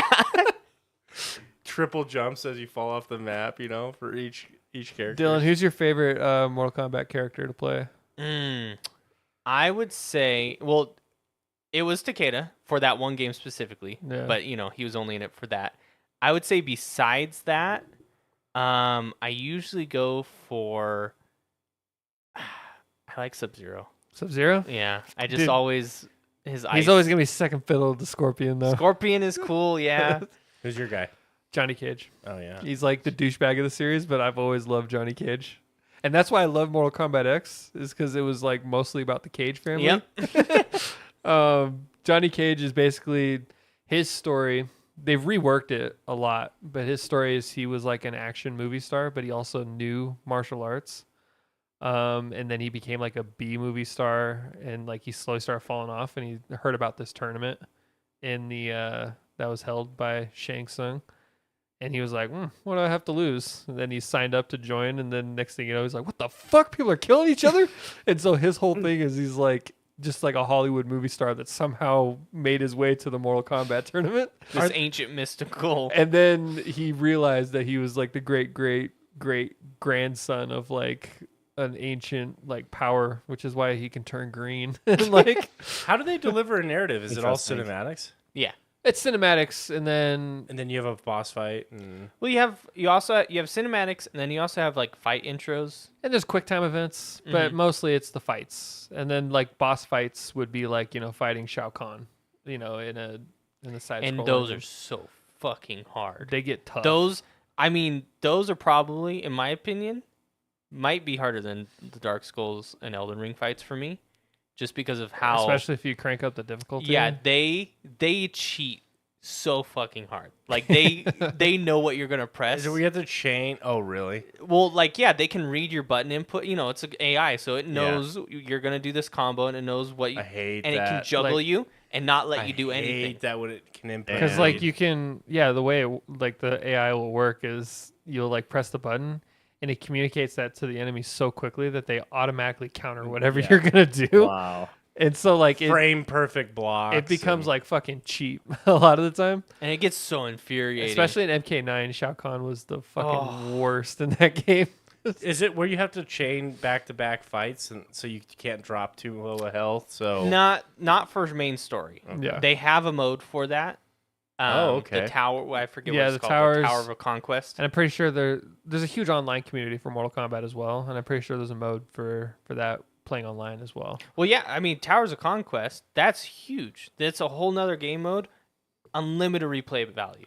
They change them weekly, and monthly, and they have different challenge towers. So it's like 10 enemies that you have to fight in a row, and there's special modifiers, there's special things, and then if you beat it, you get special things, and it's a lot of fun. To answer your question of how the story really works, though, is it plays out like a movie.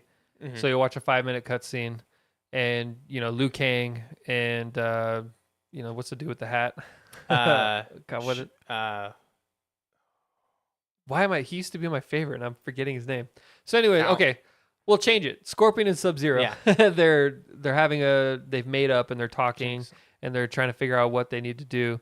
And then next thing you know, the fortress gets invaded, and then Scorpion's like, "You take them, I'll take him," and then it like goes into the fight. And so that's really, it's not like there's no third person walking around. No, it's all just fight. Be sure to talk to each squad mate before the next mission. Or RPG combat. Quan Chi will fly in and put Sub-Zero under his spell, and then you got to fight Sub-Zero. He's like, "Don't make me do this." Break his face. Fatality. It's so funny because these games are so gory that like you'll literally like reach into someone's like stomach and like rip out his spine, and you're like, "I hate that you made me do this." And then it goes into the cutscene. He's like, "Oh, I'm glad you took me out of that." After he like just fucking broke every bone in his body. Well, they have the X-ray mode, like you do those hits and you break bones in their body, and it doesn't necessarily kill them, and they'll come back and fight you. It's like, wait, I just broke your ribs, like in your face. A suspension of belief that takes place in these games. That's what they're known for. I didn't realize you were such a fan of fighting games. I knew you were, but you seem like you're really excited for this. I'm very excited. That's awesome. Yeah. When's that come out? Guess I'm not that excited. I don't know I'll when look it it up comes real out. quick. Mortal Kombat. Soon, I think. The first year? Mortal Kombat. Go ahead, Austin. No, then I think it just comes out maybe this quarter, next quarter. Oh, wow.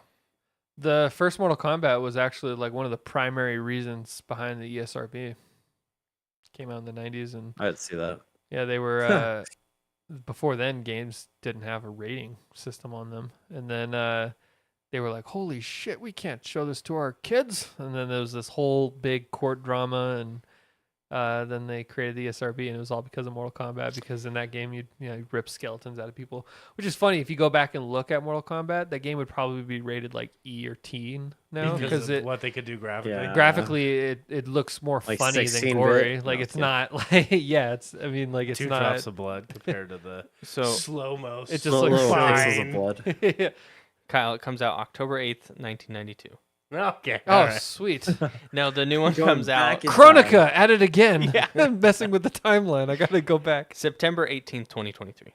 Okay.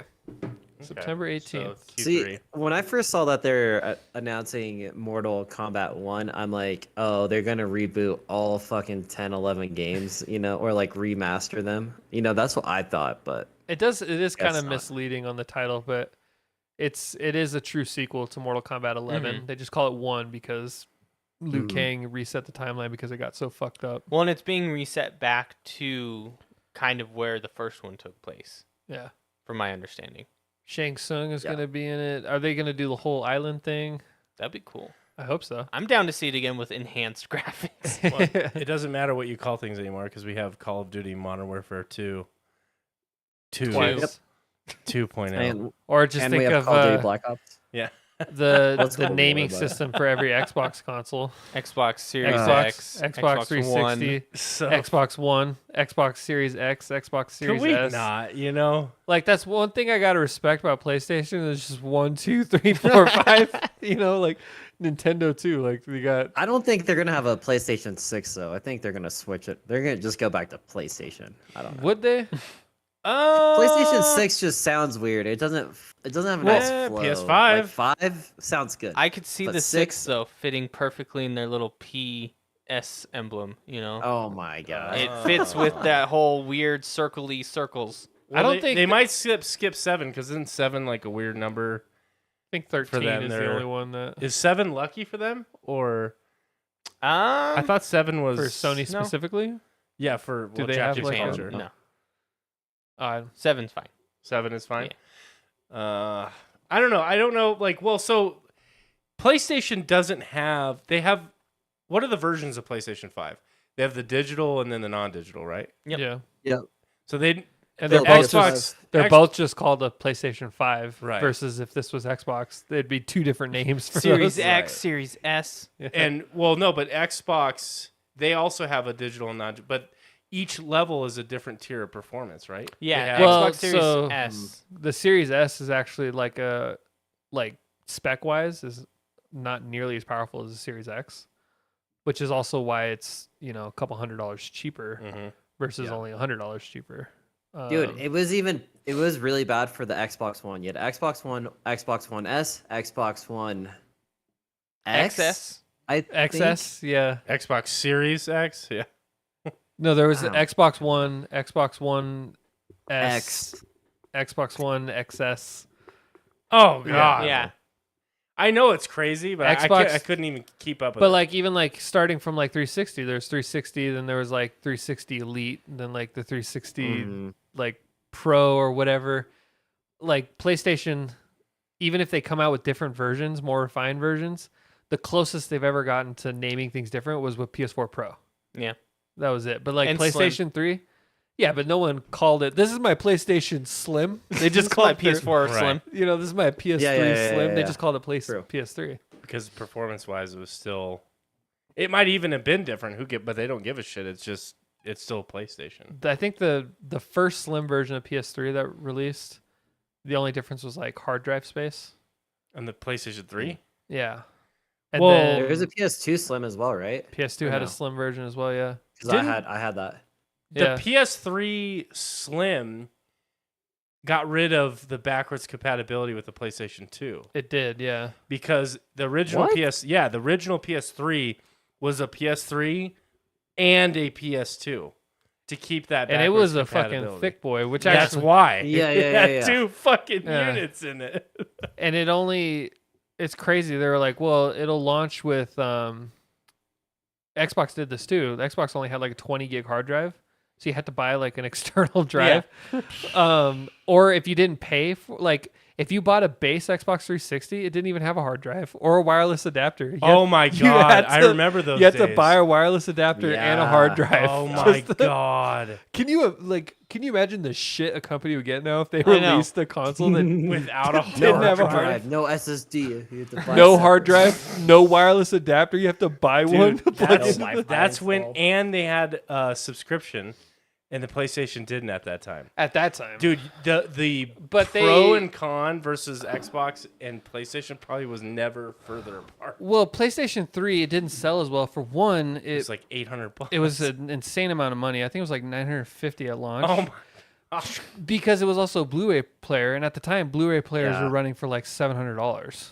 Yeah. So that was really the majority of the price behind it.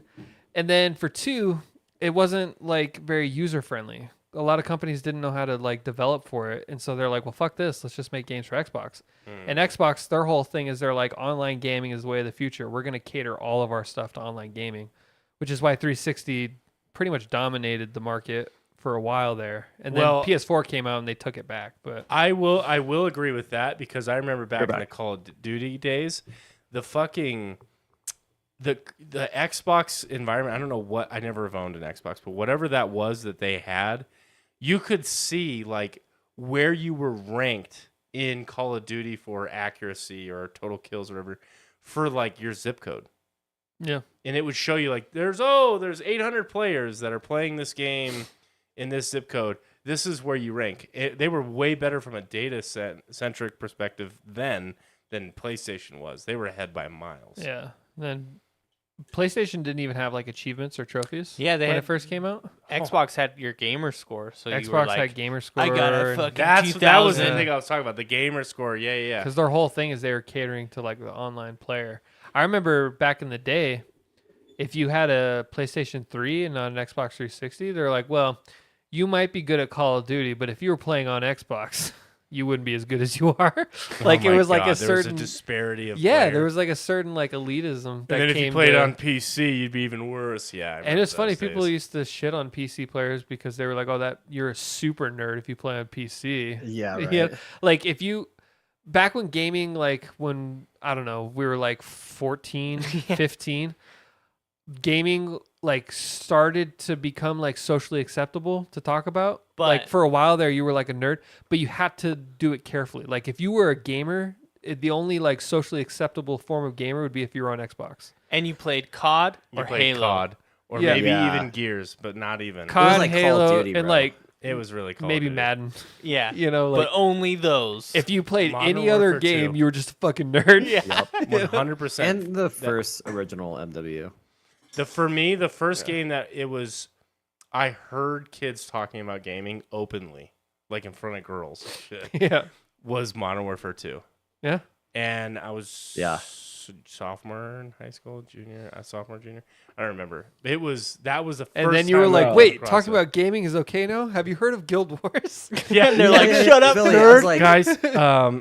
Well, I tried to Guys. me and a buddy tried to found or create a club for MMOs, and we were gonna Really? yeah, it was gonna be in high school. in high school. We were gonna try and create. It was no one played Guild Wars, but a lot of kids played World of Warcraft, and so we were gonna create this World of Warcraft like club. No teacher would sponsor it. They were like, no, we're not doing that, and so then it died. Dude, my senior year of high school, when I was in my IT class, a teacher actually did, or someone started up a League of Legends club, and like there's like 20 or 30 kids in there, and like they would go and all of them would fucking play. I'm like, damn, dude, like good for you if that's what you're into, sure. I That's remember crazy. like one of the biggest shocks I had when it came to gaming is when people started to play like Smash everywhere, and I was like, wait, what? This is cool now? Like, what the Yeah. fuck? They're bringing it to school and having tournaments? Like, Dude, TMCC, bro, yeah. local community college, man. Holy shit. Dude, I remember when League was peaking, universities were creating their own teams. And they were like competing Yeah. against other universities. I don't know if that's still happening.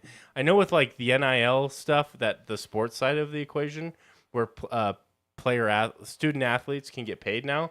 I think schools are signing streamers and stuff to play for their university. And I think they're Ninja. paying them. Ninja's not been signed Ninja. on The with What do you Notre think Dame. the first game That's was crazy. that wasn't like, Call of Duty or Halo that like was like socially acceptable to like start to like kind of broke that stereotype? Mm. Because that doesn't exist anymore, that stereotype. Now it's like, people talk about whatever. Honestly, If you don't game, you're fucking weird, bro. I would say maybe Pokemon. which one? Well, the Like one the that OGs? the one that really burst it was Pokemon Go, but Yeah. I would say that like those, Yeah. You know, I'm gonna say a game. yeah. To me, so for me, in my experience in life, it was Modern Warfare 2 that came out. But the game that took it from, because then I think it got really flatlined, and it was just like gaming was everywhere, but it wasn't like a phenomenon. I think what took it to the next level and just shattered everything, Fortnite. Fortnite took over the world. Every kid was doing the floss dance. You couldn't go anywhere and see boys, girls, didn't matter what age, you're doing the For floss that dance. generation, Everybody was playing it. absolutely. Like Gen Z. And that, to me, introduced live streaming into households. Like Ninja became, to some degree, a household name, which is so fantastically weird to think about. But That to me, it was Modern Warfare 2, and then things kind of progressed at a linear pace, and then Fortnite took it to a whole new echelon. I think there was one before Fortnite. What was it? I don't know, but I don't think Fortnite. I think there was games in between Fortnite and Modern Warfare 2. I think it was pushed this the game. envelope. I think it was this game called Doki Doki Panic. Yes. Came out in the 80s. Oh, okay, we're going way back. It was the original skin of Super Mario Bros. 2. What was the first open world Maybe RPG Mario- that we found out? Mario like Party? the 60s. Mario? I don't know. I think Skyrim Ooh. had a good impact on that. Like, For What about memes. like games like Guitar Hero and all that shit, where it was more of like a party game where Guitar Hero. gamers. Any of the Wii games, Wii Sports. Guitar Hero was huge, though. yeah, Maybe Mario Kart. I don't know. that was another one that was okay to talk about and not be a nerd. Yeah, was Guitar Hero. Because you're playing guitar. They're like party games. You know what I'm saying? So maybe But I feel like Skyrim was like the first like nerd game that like people actually talked about openly. Yeah. You know, like That was it's so huge. weird because it's such a meme now. I missed that one, though. It's such a meme now, but like back when it launched, everybody was fucking talking about Skyrim. Everyone Well, loved have you never Skyrim. played Skyrim? No. We cannot be friends anymore, dude. he just ends the just call. The first time I ever saw gameplay of Skyrim was actually I was watching Austin. It was play. E3, right? No, like I'm first just time I'd like live, like in in life. person in life. I was actually at your house. You were like, dude, Yeah. I'm playing this game Skyrim, and I was like, I remember thinking like, this looks kind of weird. But then like I watched you play for like 8 hours, and I was like, oh, I should just go buy this game. And then I did. And then next thing you know, like I put like 500 hours in a month. Why did you never buy it, Billy? Too expensive for you? I missed out on a whole period of gaming while I went to college. So I missed out on Yeah, four- so Came out I- in 4 years of 2011, gaming. didn't What? it? Yeah, I was 16. I so went that to would have college made in him 2011. 18. Oh. The only game I played in college was I logged thousands of hours into Guild Wars 2.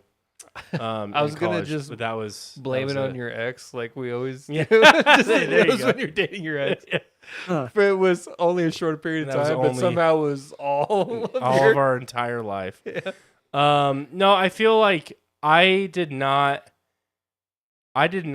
game. I've always been like all or nothing in games. I have not played a huge variety.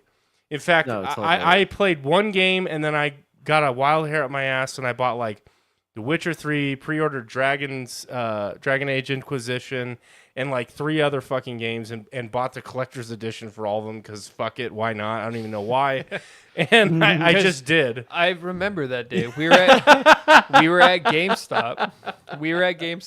And we went to go get something. I can't remember what we were buying, but So we weren't even going to buy games. yeah, no, it was like I think we might have been like Or a going to controller or pre-order like the PS4 or something. And the guy was like, "Oh, do you want to try and get a credit card?" And then you were like, "I guess, why not?" And so he's like, "Because if you get it, you could put all this on the credit card, and there's 0 interest for the first 12 months." And you were like, "Okay, cool." And then you applied, and then he was like, "I have never." And he was definitely just trying to, sales this up for you. But he was like, "I have never seen somebody get approved for as high amount as you." And you were like, "All right." Oh my I was God. like 21 at the time, so like degenerates must have been applying for this card. And so you were like, "Oh, sweet." 'Cause And I you, had barely. you literally bought like $800 worth of stuff. Damn. It was at least $500. I think it was closer to $600 worth of thing. It might have been $800. I don't know. I bought literally there was like 4 or 5 titles coming out, and I bought all of them and all their collector's edition. You tell me why. I don't know. Plus Baller, pre-ordering bro. the PS4. Plus So it pre-ordering was the like- PS4, yeah, And then, yeah. But why didn't you ever try to go back? and And play play. some of the older titles. Yeah. Well, because there's always new shit. Like I have zero With interest how in cheap playing. you are. So But I have zero interest in playing Skyrim. I have zero interest in playing Skyrim. I still remember to this day. Well, I wouldn't now, especially going back. Yeah. I wouldn't play a game. It's came out hard to go 2011. back like At 3, launch. It's 4 a different years. story, But like, if I hadn't already had all that history of Skyrim, I wouldn't like go back and be like, I want to play this game that came out over 10 years ago. Yeah. But I remember when Skyrim first came out, and I got super into it. and I had been playing it for like maybe around 100 hours at this point. And at the time, the only thing that we played was like Call of Duty Zombies. That's the only thing we played together. And I was like, dude, you should check out this this Skyrim game. It's really fun. And I'll never forget what you said. You said, "Can you play it online?" And I was like, "No, it's a single player game." And you're like, "Nah." And that was the whole conversation. And you never went back again. Well, you also, I think there's a lens here that you guys should put on too. I've been a PC gamer since the 6th grade. So I did not like all the console exclusives that you guys cut your teeth on. I never had a console. The console was my brother's. He dominated and held that shit in his fucking room, and that was his.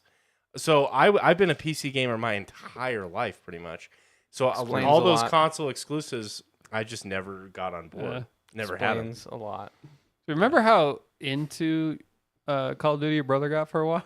My God, it was an addict. He lived. He didn't let me play. He would not let me play. And remember, he'd be like, "I'm in a clan. We're doing trials. We're doing scrims, man. We're on game battles, man." Remember, I'm like, "What are you talking about?" His like best friend was that guy that lived in Canada. Never actually even met him. Was it like Woogie? Do you remember that? Yeah, I do. I don't remember. Yeah, I I know what you're do. talking about though. Dude, My he was God. so into He that. was unbelievably into And he it. was good too. He was always quick Yeah, he's scoping. he's trying to play MLG, back in the day. Literally, they would do game battles, which was like the third-party site to scrim against other teams, and he would do that. I'll never forget. I don't know, something in our blood to do competitive gaming. I don't know what it is. He got so mad at you and I because I was at your house and we used to joke he had a snap at like 12:30. Once that hit, he became like he hated everyone. And he turned into like the worst person. And so he goes to bed. And you and I in private match, not even online. Oh God, we yes. boosted fall camo. Which was for- you had to get 250 headshots. Yeah, right? 250 headshots and you get fall camo. And we boosted fall camo on Rust. in private In mode. private Let mode. me remind you guys. The next morning, he comes downstairs and he sees us playing with fall camo, and he's like, "I will never fucking talk to you guys again." he made us boost so it for mad. him. Like it's a fucking camo, dude. Calm down. So we had to boost to get fall camo for him, so That's that we could still be hilarious. friends with him. He was so Wow. mad. Dude. God. I have a million stories. It wasn't even online. It was For literally just, real, dude. you only had that camo playing offline, split screen. Yeah. And then I remember we got really into Battlefield 3. Oh fuck yeah. The only game I'm trying to think. The only game I went back to play was Uncharted. I had a buddy in college ranting and raving about it, and I think this was when maybe Uncharted 4 was supposed to come out. He's like, "You have to play these series." And I went back. That was back when through that. Uncharted 3 was about to come out. Maybe that was Yeah, it. Maybe because that was it. Uncharted 3 came out in 2012, so that would have put you like in college. So then I played 1 beginning. and 2. And Yeah. I remember because you were like, "Oh, Kyle, you have the Uncharted games, right?" And I was like, "Yeah." And you just borrowed all 3 of mine. I just gave them to you, and you powered through them in like a couple days. Yeah. They're not I super smoked long through or 'em. anything, but you beat it in like 2 days, and you're like, "Yeah, man, that was really good." And then you never played them again. No, But- 1 and done for that. I did play 3 at launch. I do remember first time you saw me playing Uncharted.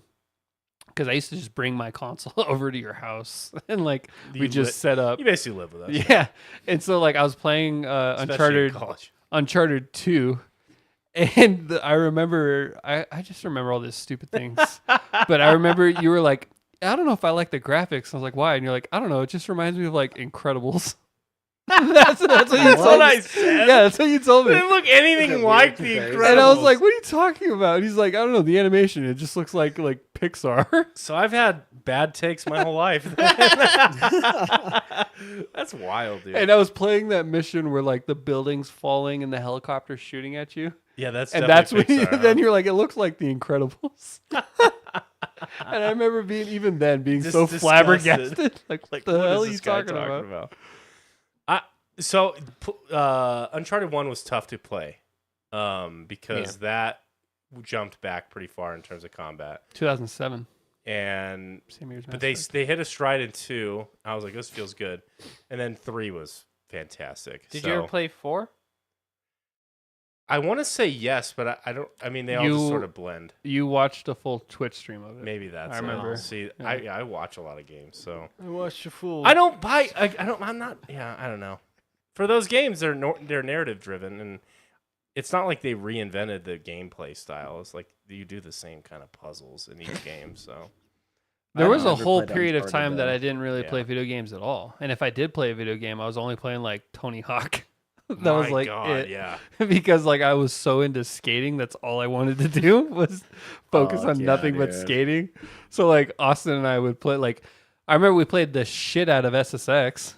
Yeah, we played that. Dude, during summer, just stay up all day, all night gaming, dude. That's how you I would created your stay at my channel. house like 4 days in a row. Wasn't your channel created because of that game? we created that later and then we never did anything with it. But No. I remember so I spent the night at your house, Austin, and we were playing SSX till like 3 or 4 in the morning. And then Yeah. like we fell asleep. And then the next morning you woke me up. It was like 8 in the morning because no matter how late we stayed up, you always got up fucking early. But it was like 8 in the morning.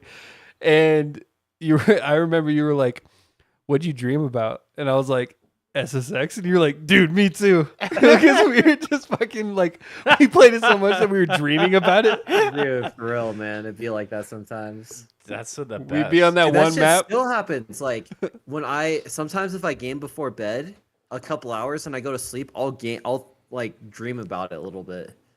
That's when I know I've spent too much time on something. Like, and I'm like, oh, God, I can't even sleep because I'm just constantly thinking about that thing. Last time that happened was probably like where I got into something that much was probably like Elden Ring. Elden Ring. Yeah, I was thinking about Elden Ring even when I was trying to go to bed. Oh yeah, I get a hyper obsessive about things. It's actually getting worse as I get older. Like I obsess over things at my house. I obsess Diablo. over. I'm not obsessive over Diablo yet, but I'm close. Believe me, I'm close. It's not even out yet. When it launches, I might become fully obsessed. It's bad, And you might guys. come. I definitely will come. Yeah. I get fucking weird, guys. I'm telling you, it gets worse.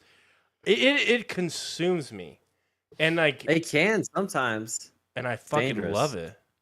I love it, baby. Feels good. I like video games. Yeah, I mean, not every game does that. Like, if you Yeah. go on a while without getting something, and then you find that high where you're like, Yes. "Oh yeah, this is all I want to do." That's fucking great. But if it's all the time, that's bad. No, That's not yeah, healthy. and that's how I've always. That's exactly how it's been for me. It's kind of like a wave, right? Where you get excited about certain things, and Yep. maybe it doesn't pan out, or you get deflated like really really quickly. I forget what game just recently came out that I was really excited for. Oh, Wo Long. I was really really into that game and excited for that, and then had a trash PC port, which we'll get into in a minute. But I played that for 3 hours and was super deflated on that, and basically forgot about it and moved on. But then, yeah, Even it always games has I to have a love- competitive element for me for games that like single player games like Elden Ring hit that with me because there was a competitive element of trying to beat the bosses and like that. Being It the was best. tough, yeah. Mhm. Well, and there's an And, online community as well, which I know you didn't get into too heavily, but it's there. It's definitely fun. It's just not. I'm not. I've never been a big PvP guy. I've definitely had my moments in life, but never like hardcore. Yeah.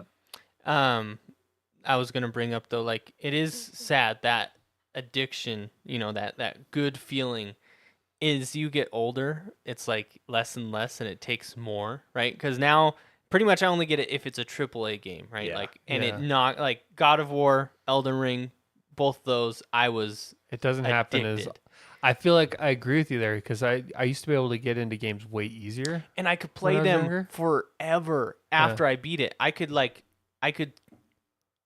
Mass Effect. I played through when I originally did it.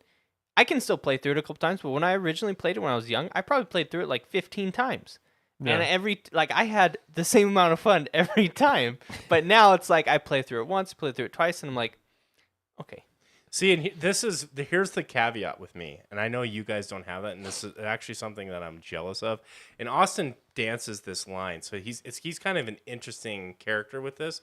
But for me, like I objectively liked Hogwarts Legacy probably in moments as much as I liked the best parts of Elden Ring. Like I really enjoyed that game.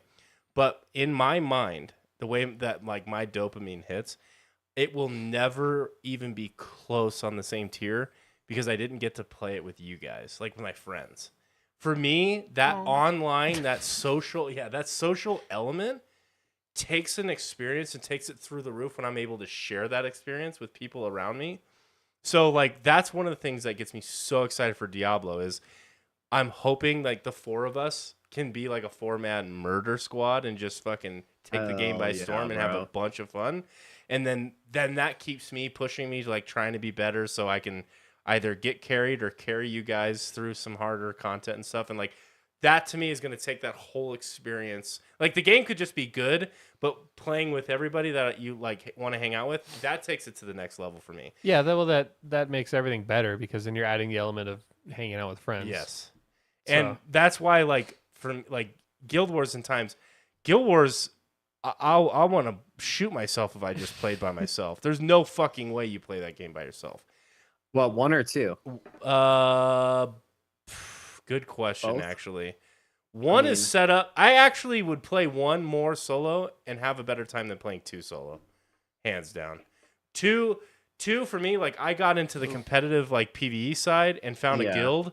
And I was with this crew of guys. That's what I was saying, dude. constantly. Even at the peak of our guild, there were one time where we had our solid guild doing all the content, grinding, all the hard shit. That was like peak of that shit was right peak. there, dude. Yeah, if you're able to do, but then in those days you weren't on a voice chat.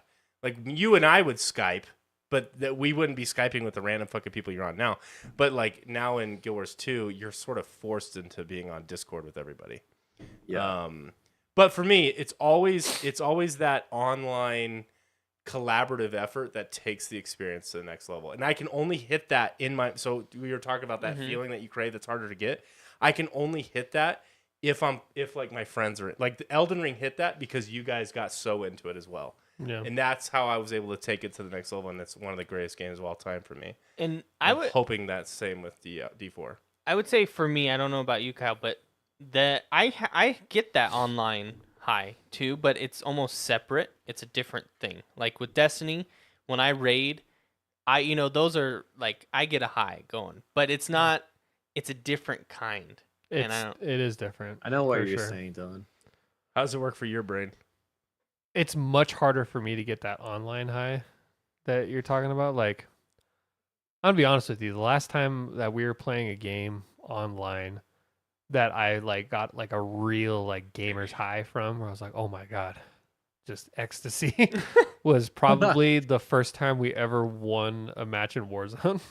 That's probably the last time. Oh yeah. That I've ever got that like online high, and I've had otherwise I'm just doing it to like hang out with you guys, but I get like the single player high much more often, but it's not it's not as intense, and it's not as like nerve-wracking. It's more like emotional. Yeah. Like this was a profound experience. See, But like I'm not gonna play Mass Effect, and when I beat, when I finish the Suicide Squad, I'm not like, yeah, throw the controller. But see, like for me, I was really like, and still disappointed that when Dylan was trying to catch up to us, I wasn't able to play. Oh my God, what the fuck is his name? The big epic fight where you cross a battlefield. Radon? Radon. I want to say Rohan, but that's fucking Lord of the Rings. Yeah. Radon, the big Radon fight. Yeah. I couldn't beat. That's a story that you guys had that was so awesome because the fight scaled on you guys and you struggled through that. I was really upset that I couldn't be there. Dylan I kept wanted to be a dying part of because that. he wanted to get that final hit in, and he kept. I getting wanted to smashed. contribute. Which is why I seek that for like the PC version of Elden Ring, because then we can fight these bosses together. But when it made it okay because we were all like playing our own instance, and that was fine. But We're on Discord together yeah, talking exactly, about most of the time. Millennia. It's the hardest boss you've ever fought. You don't know if you're gonna beat this game.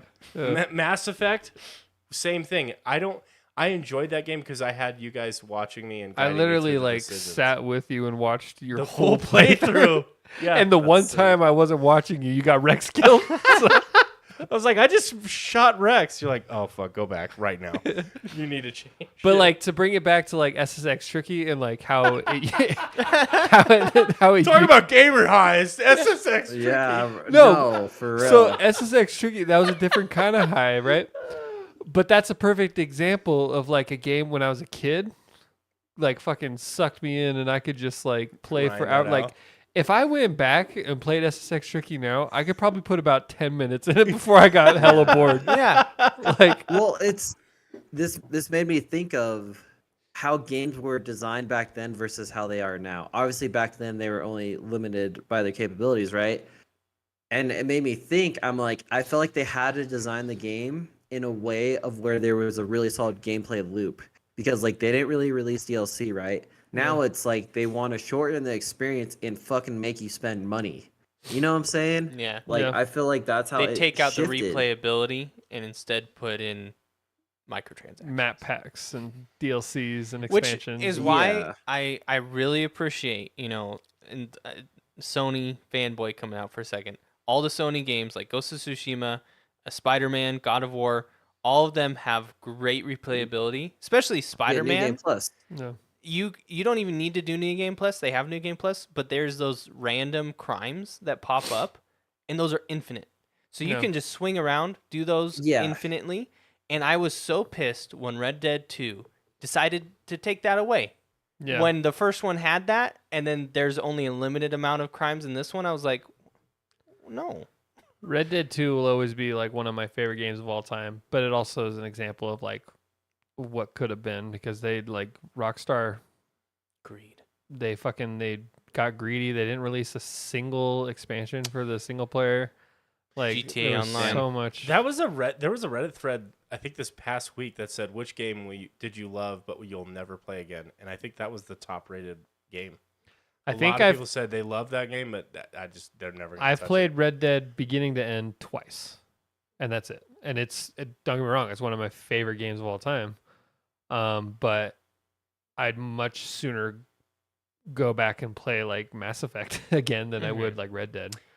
For one, Red Dead's it's a commitment. I'm not saying Mass Effect isn't a commitment, but like Red Dead is a very long, drawn out game, and the gameplay itself is actually really not that You're amazing. going on a horse from Like- point A to point B. The it. scenery, See, that's the open story, world part that I just like typically am not crazy. the about. narrative of it is all Yeah, amazing, but right. it's not like like a game that like an open world game that has fun gameplay too would be like Ghost of Tsushima. Mhm. That's a big open world game, but it's fun to play.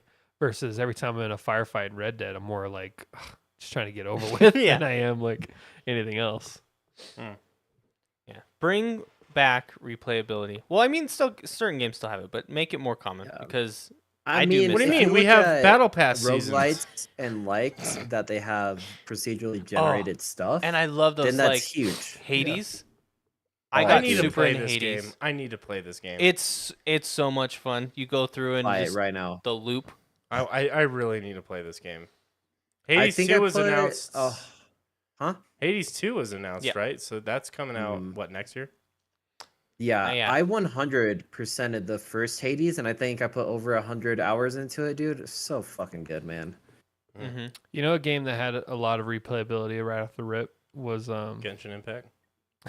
Yes. I've never played Genshin Impact. Was Bloodborne because it had all the Chalice dungeons, which were procedurally generated dungeons. That's sick. And you collected items that influenced it one way or another. But like people still to this day will post videos where like Chalice dungeon, this setup 160 levels deep, and they're fighting some insane boss that's 10 times harder than any boss you would actually get in a standard Souls game. But it's just because it like gets more intense as you go along, and then they haven't done that in a Souls game since. It was like a trial thing. And I don't know why. I know exactly what you're Interesting. talking about. I don't know why it's not in Elden Ring.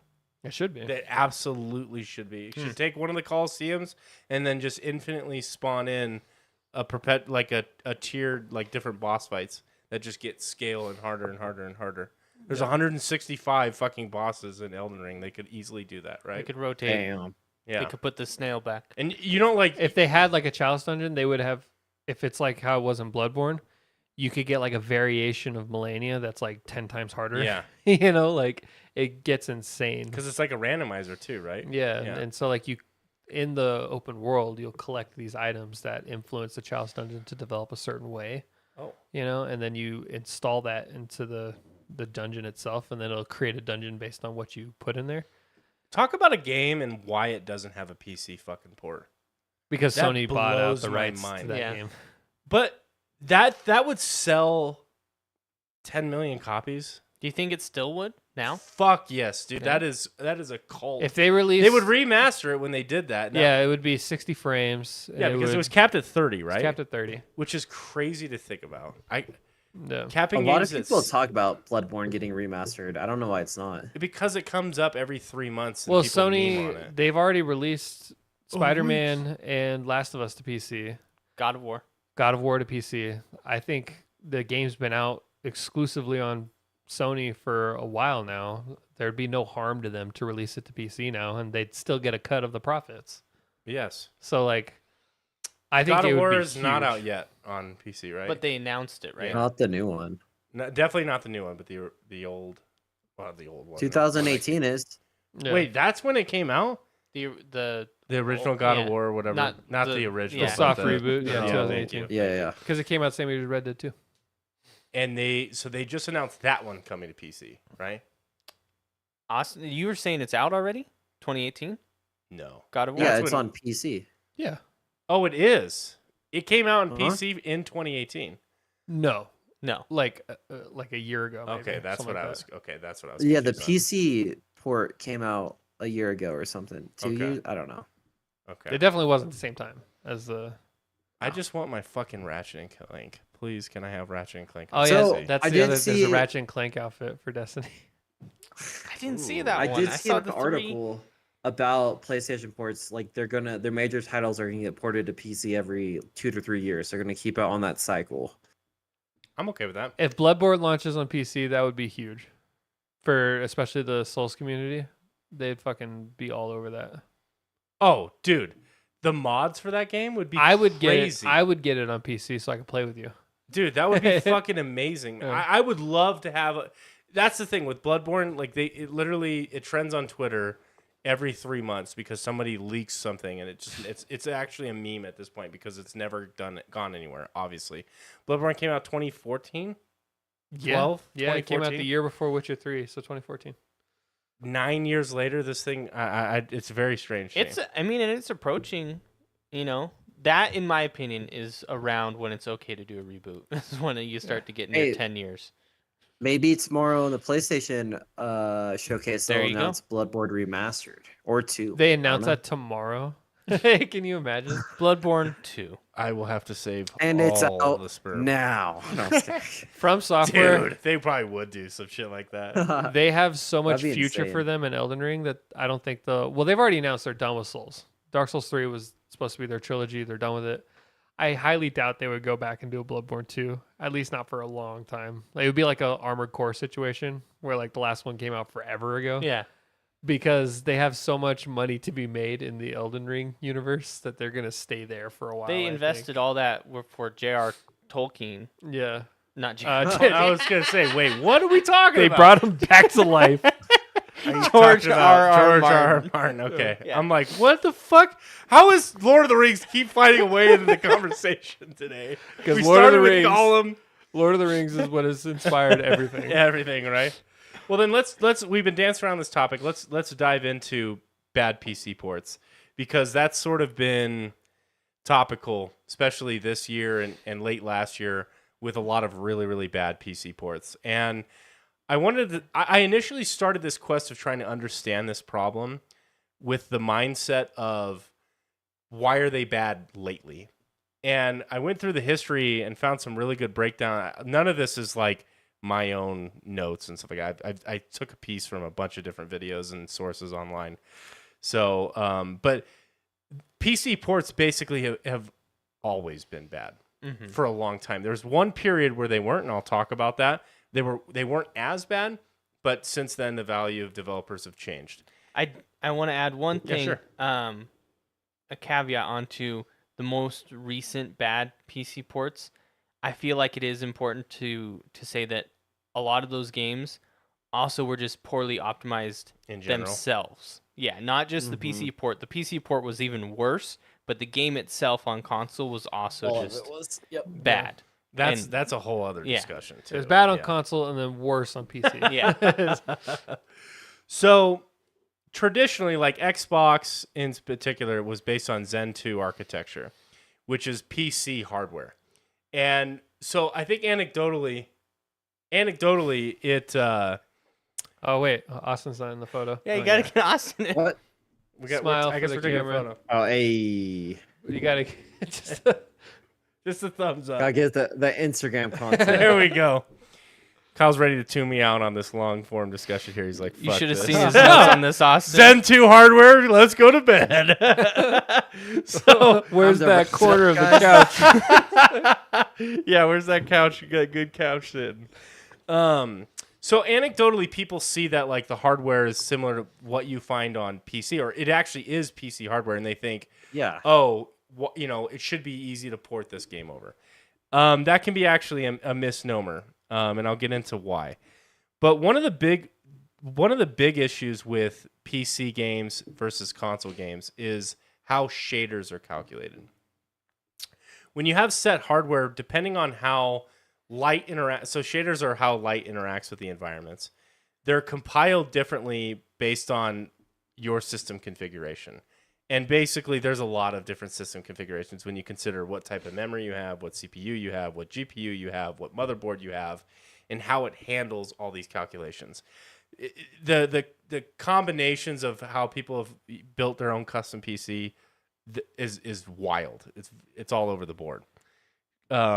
So one of the things, and correct me if I'm wrong, when you play a game on PC or on console, when you load up the game for the first time, does it go through a shaders installation? No. Okay, I didn't think so. When you download a game on PC nowadays, that was a port, it has to calculate the shaders. So I'll give you the example of The Last of Us remake that I just played after the TV series came out. That took about an hour after downloading and installing the game to calculate all of the shaders before you could play the game. I'm not even exaggerating. Wow. There's actually a meme online where some people were waiting upwards of 2+ hours to put calculate the shaders in the game. So it has to do this because it's unique to your hardware configuration. Why? I don't have a fucking clue. But this helps eliminate the stutter because it once that's calculated, it's calculated forever. It only does it the one time, and it stores that file in your system. Now, the difference between PC and console, one of the large ones, is a PC has RAM and VRAM. VRAM is attached to your graphics card, and RAM is your memory, right? Just your system memory. In a console, those are pooled together. The system doesn't have a separate system for RAM memory and VRAM. It's all just memory. So it could be allocated and used in whichever way. So there's not this back and forth of where things are stored, right? This sort of, the term I heard was shuttle system, where it's going back and forth between, sometimes it needs to be in the RAM and be used versus it needs to be in the VRAM and used. So there's not this back and forth. And so that's a big advantage that games have on console that PC is always going to struggle with. Now, the difference is there's this direct hardware or direct storage method that was just released with PS5. If you remember, the GPU can actually store a lot of those variables in and of itself. Direct storage needs to be continued developed by studios for their games, but once they start using that advantage will be not to the consoles. It'll be equal across the board because the GPU can then store those variables and leave absent the system memory. So that you just need more and more developers to put that technology in their games. And that was a huge selling point of the PS5, and I really haven't heard many games utilizing it. Maybe all games do utilize it in some capacity, but it's not apparent to me. Another part of this is also older consoles are considered when developing games. And what I mean by this is, like, right now, like, a lot of the titles still release on PS4, right? when they're designing these games, they'll design them and optimize them around, like, I think the PS4 had a 4-core processor. A lot of consumer grade processors now that you just buy to play, like, to game on your PC have 12, 16, 18 cores. Like, that's just standard these days. Since these developers develop these on console first, which I'll get to in a minute, they build them with that 4-core mindset. So you have this overhead on PC that you're not actually even using. You have all these other cores that could help process and make the game better and like really take a huge jump in PC performance. They just aren't allowed to do that because the game is optimized and built around 4 cores. So again, advantage console. And again, this is all things that when you ultimately get to the stage in PC, like you're now disadvantaged, which is why like when you port these over, it's not a good port. So here's the list of games that have sucked from a PC port. I guess Batman Arkham Knight, all of them. But Batman Arkham Knight was probably most famous example of this. 2015 is when that came out. That was the first time I remember it being like a real story. It was a real story. It blew up. Wolong, like I was talking about, Dark Souls 2, apparently even to this day, is almost unplayable on PC.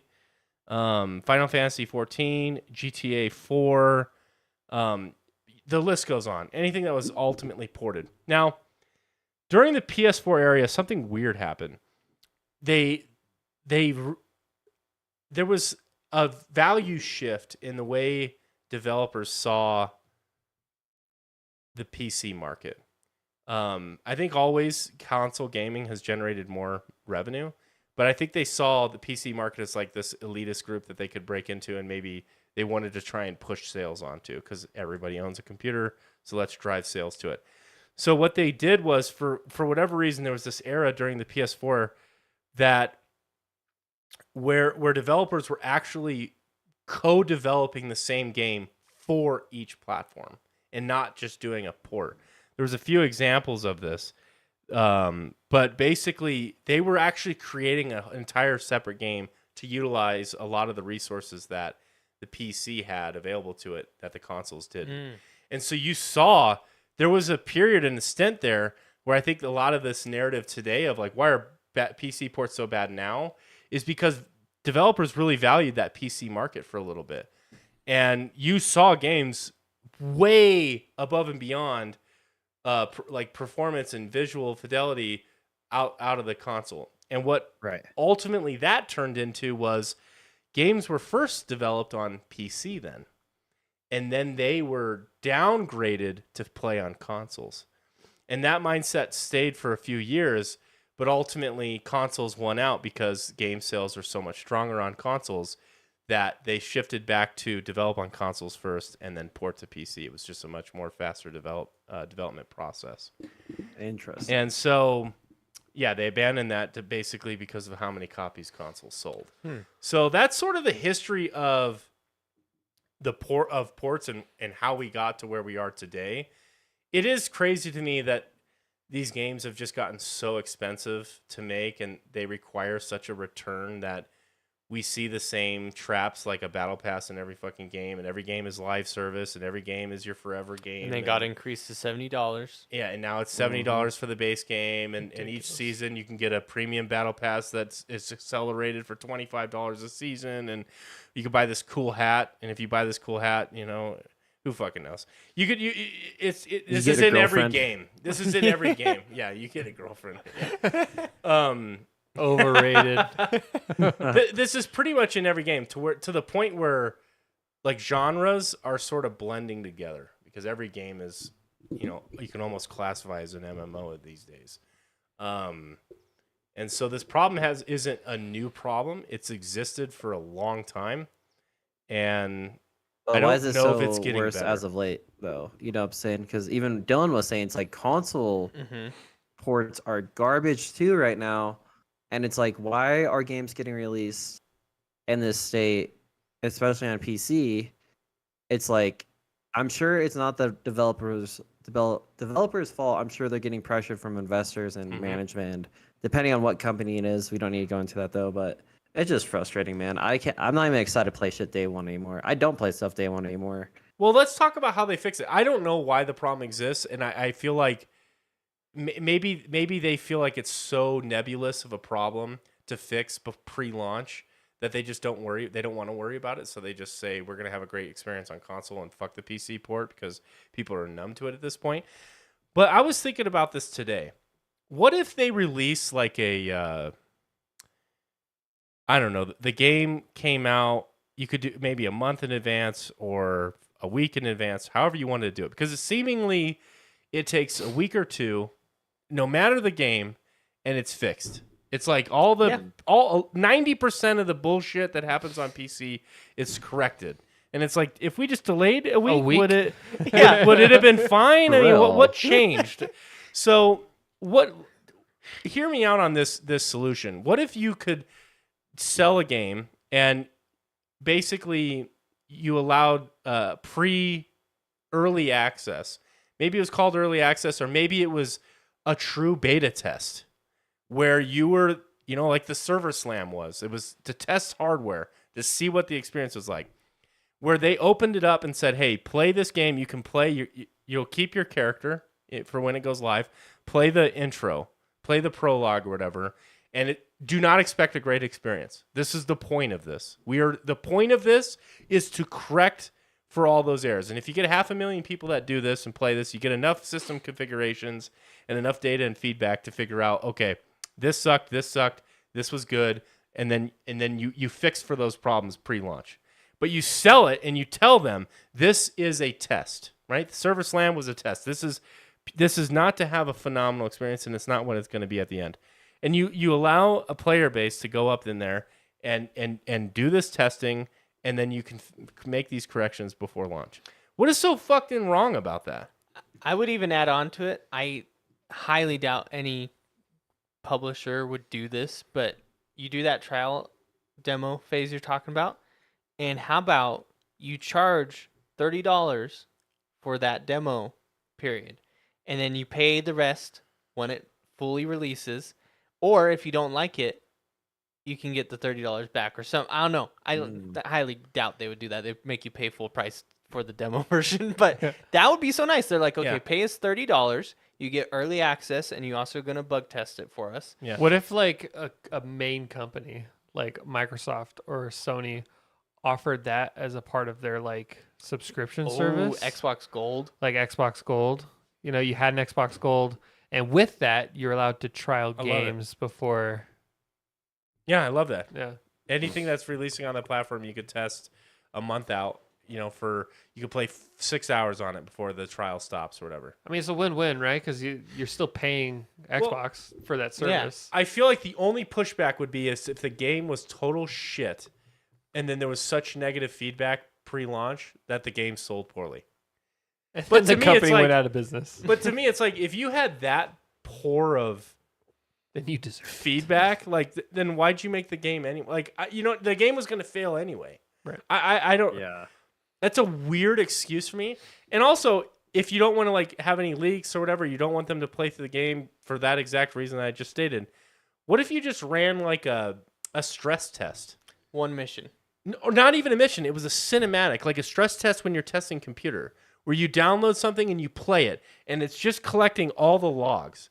And it could just be lelliterally the trailer or something, but it's all calculating real time. So there End was of demo. Yeah, see, but it was nothing. It was impossible to have negative feedback other than it crashed on me when I ran it or whatever. Is that not a yeah? It erased my entire hard drive. My house burned down, and now I'm homeless. I feel like that could also be implemented as well, because now you're stressing the system. I feel like there's solutions to this problem, and maybe they just don't give a fuck. That's the scary answer. Yeah, I sadly think it's that. This is why Diablo, I'm very optimistically hyped for it, just because you've tested how they did now. run this beta, and they made patches to the beta for the second time it launched, right? I'm like, holy shit, this game is gonna launch with a very small day one patch, if not a day one patch at all. So it's got me thinking, it pisses me off so much that games are launching with these huge day one patches. Like, if you didn't have this data before and you're waiting for the general public to go and get it, that makes sense. But if you knew all this shit was fucked up to patch it after, it's like, why not fix all the problems before and then release it in a good why isn't state? that just the final game at launch? Why Right. do you Yeah. gotta patch it? Well, So- and oh then my on God, PC, it pisses me off, on dude. the PC, what Austin and I suffer with is then once it's patched, you got to go through the shaders process again. And so you're fucking sitting there waiting for it to run shaders. And I never really knew what that, before studying and researching this, I never really knew what that all entailed. But it's like it's just calculating this to set it and forget it. But if you make any tweaks and updates, it's got to recalculate all that shit.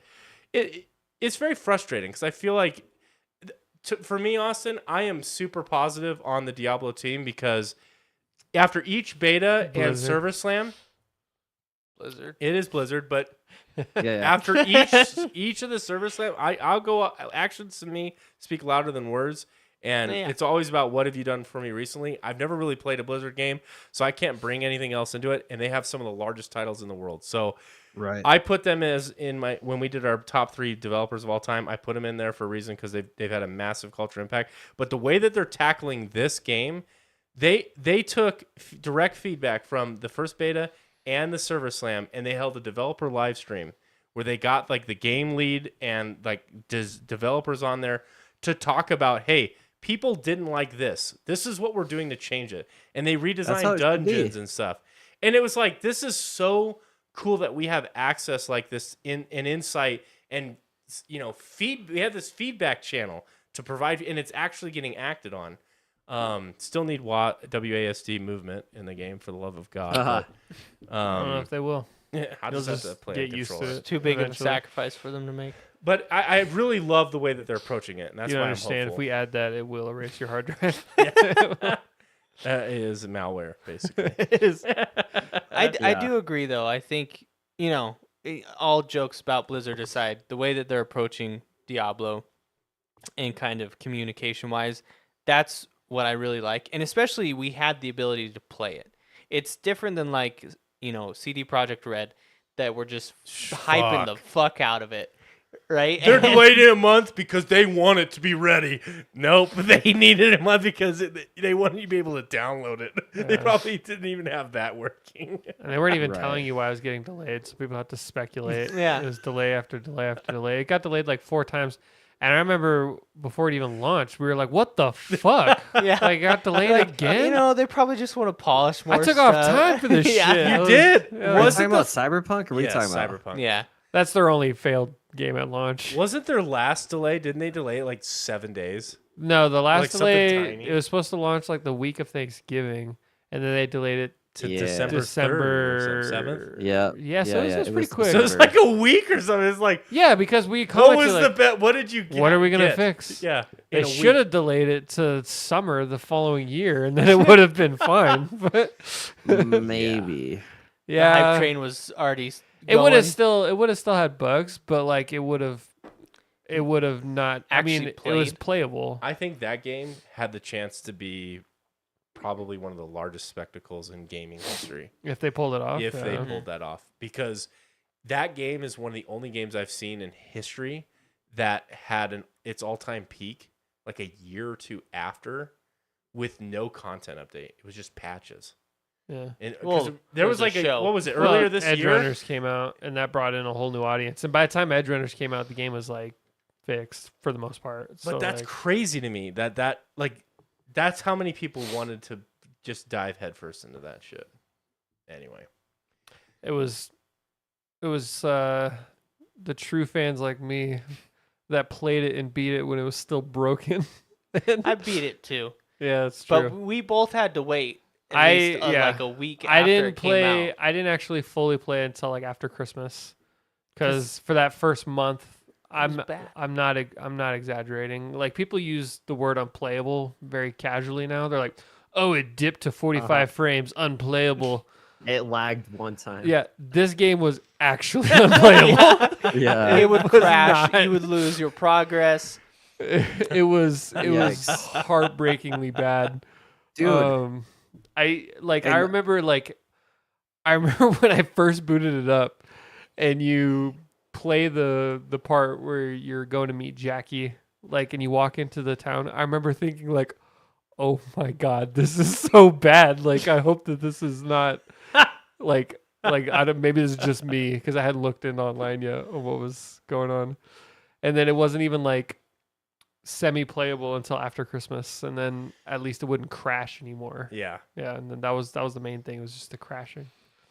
Yeah, because I think this podcast does a pretty good job of like not going like overhyping or not. Well, we definitely overhype. Cyberpunk.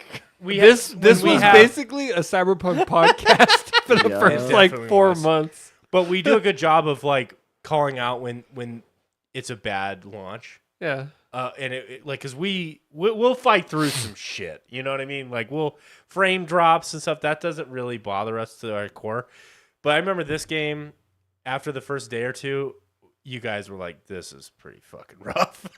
It was really sad because unlike games like Andromeda and No Man's Sky, I could see the heart behind it. Yeah. And I could see that this had the potential of being a good game. So for me, it was almost even more heartbreaking that I wasn't getting a chance to play how it was meant to be played.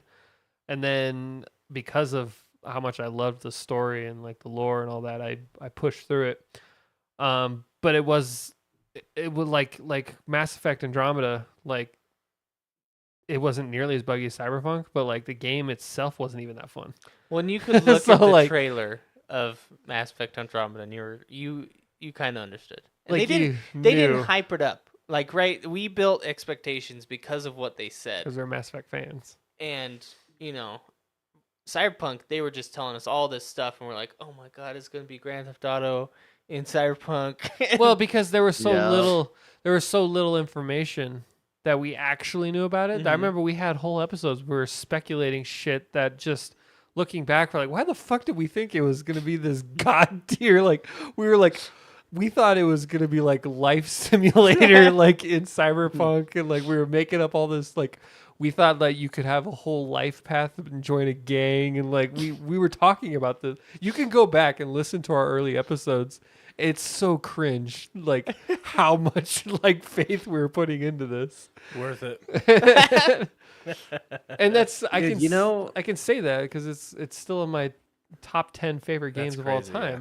time. Right. No, go ahead. Austin. You know, another game that flopped really hard that I was excited about, dude, was Battlefield? Redfall. Oh, please. Oh. So please tell us, My did you God. play it? I You played played it. Okay. I didn't get a chance to play it because by the time I was ready to, it was already blowing up everywhere. So what happened?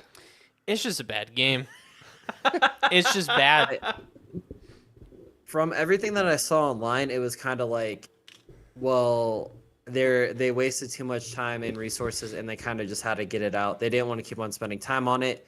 And the funny thing is, it got delayed 8 months. It's made by Arcane, which so, is like, normally a they've developed- reputable studio. What's that?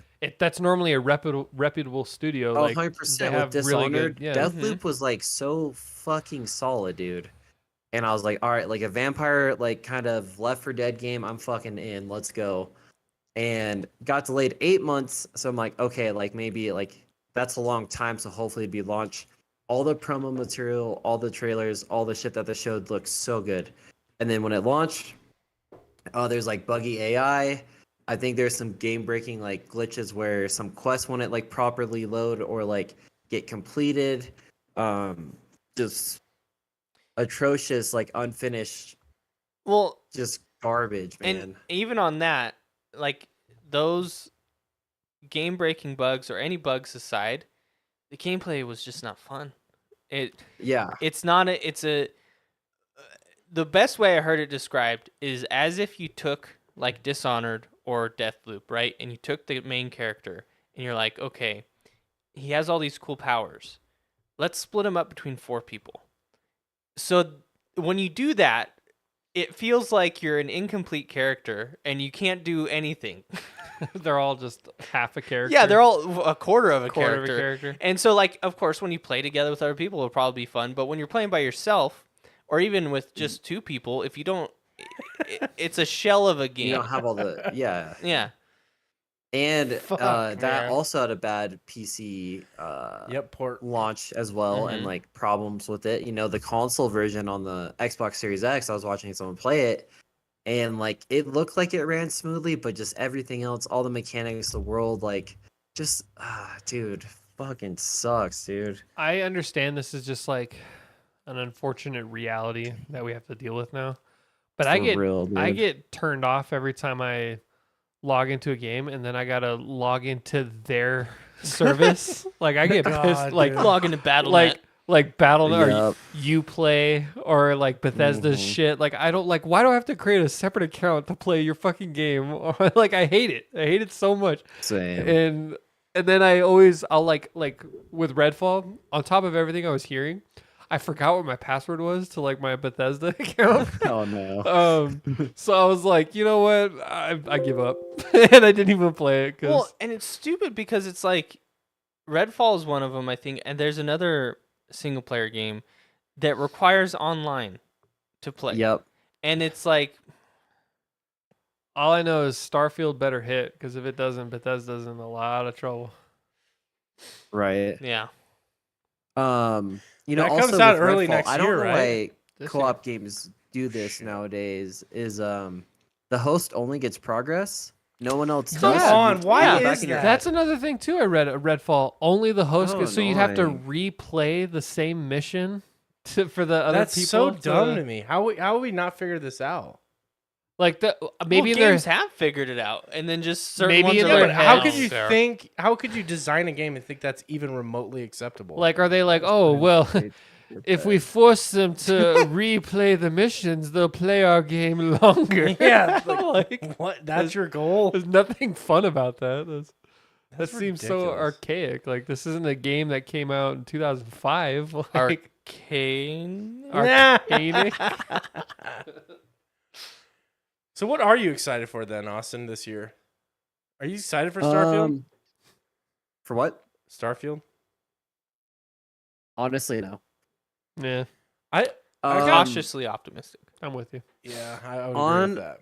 On my radar is Diablo 4 for sure. Ooh, yeah, baby. And then I don't know. There's gonna be the Xbox showcase, so I'm waiting on like Gears of War 6, Fable, the new Forza, Hellblade 2. When's I'm the waiting on Xbox so many showcase? games, dude. The day after PlayStation, probably. They're always one-upping each other. Huh?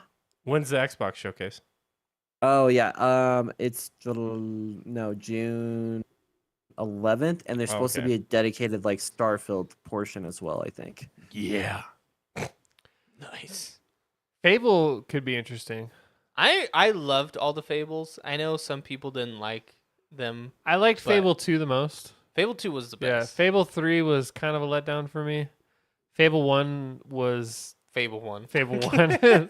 There's all the stories of like this guy promised, so much. See, but I was too young to know that. I was too young to care. So I just picked up the game. I was like, the guy that It's developed alright. Fable 1, like he was promising some Peter crazy Molyneux. shit. Like he was like saying like imagine a world where you could plant a tree and it grows in real time. And like he was saying shit like that.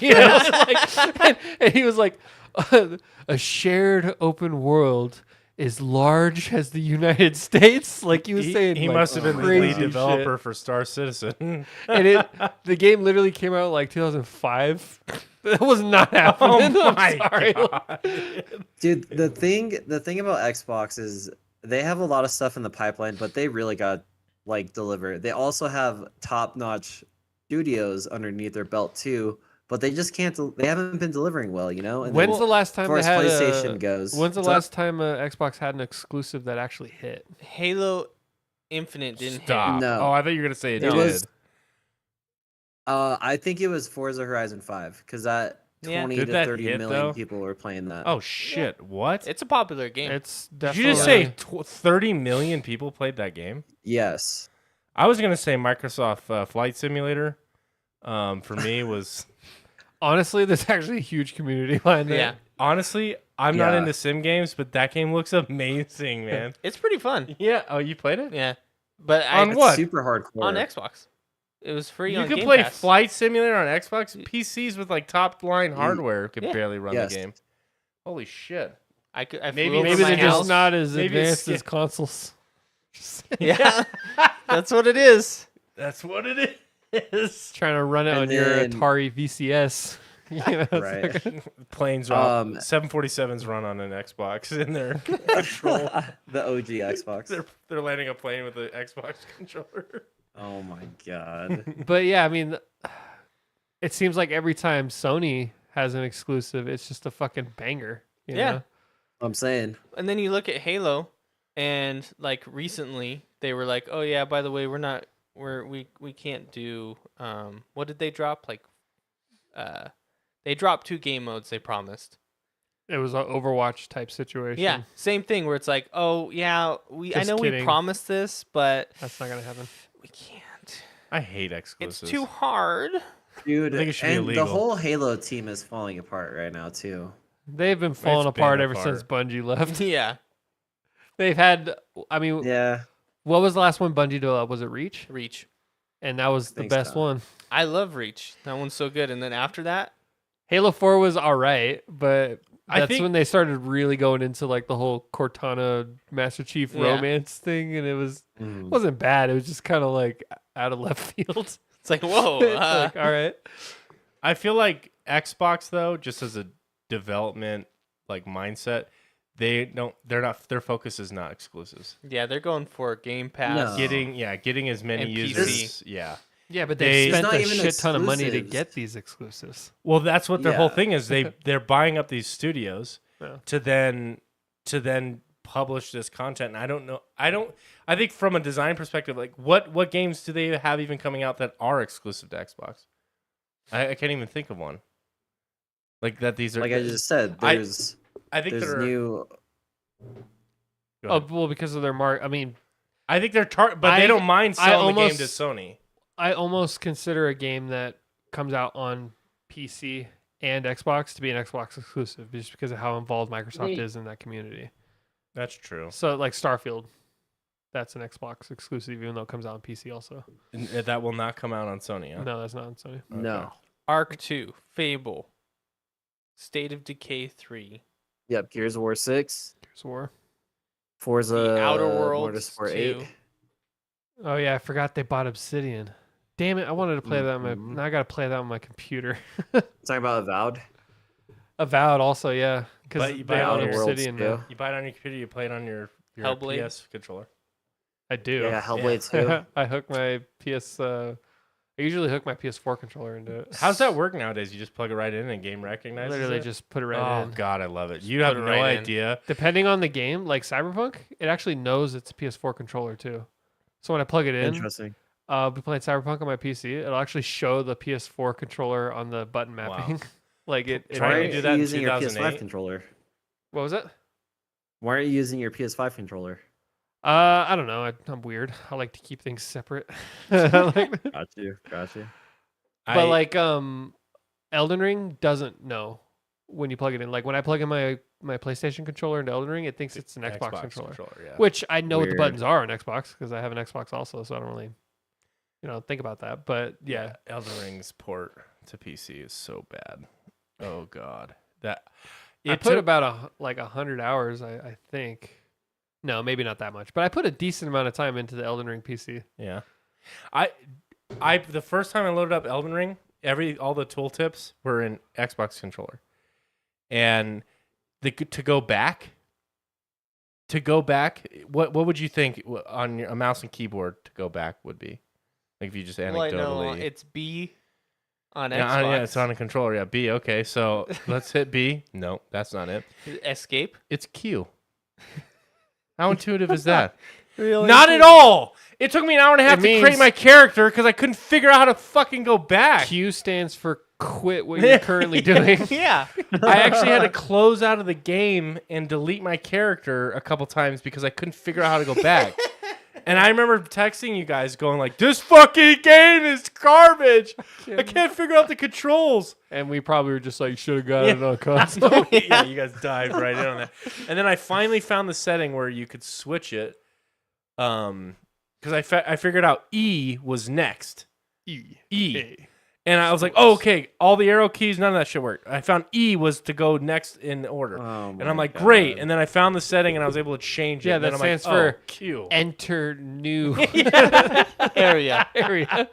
I was like, what the fuck, dude? This is so unoptimized. But I played, man. Thank God I got my MMO mouse because I need all of 15 buttons to play that game. Wasn't the Wolong controls like really bad like that too? Right at the start. horrible. So in Yeah. Elden Ring, Oh my I didn't get too into Long, but in Elden Ring to use the special ability for my main weapon, I believe is because I use for the fire and what is it? Fire and flame sword.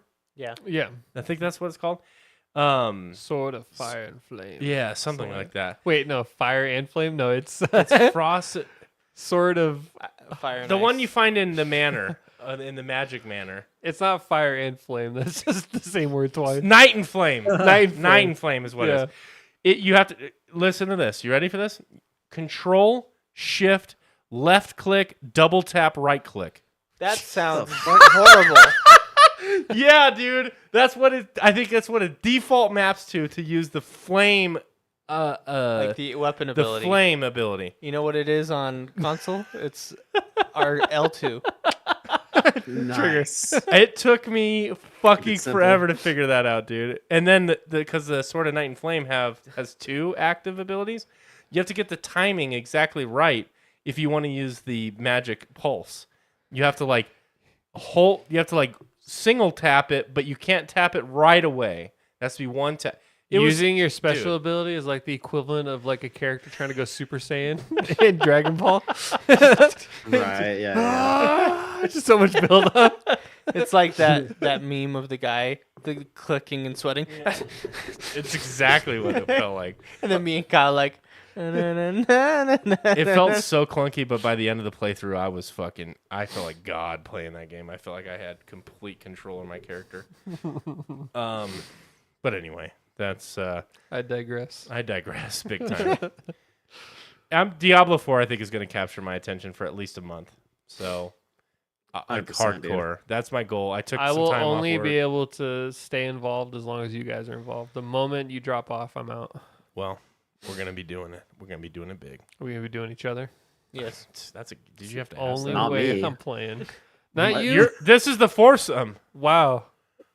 I didn't know you were such I a never fucking signed prude. into this agreement. What? What do you mean? I didn't know that you were against the human body and sexuality in that manner.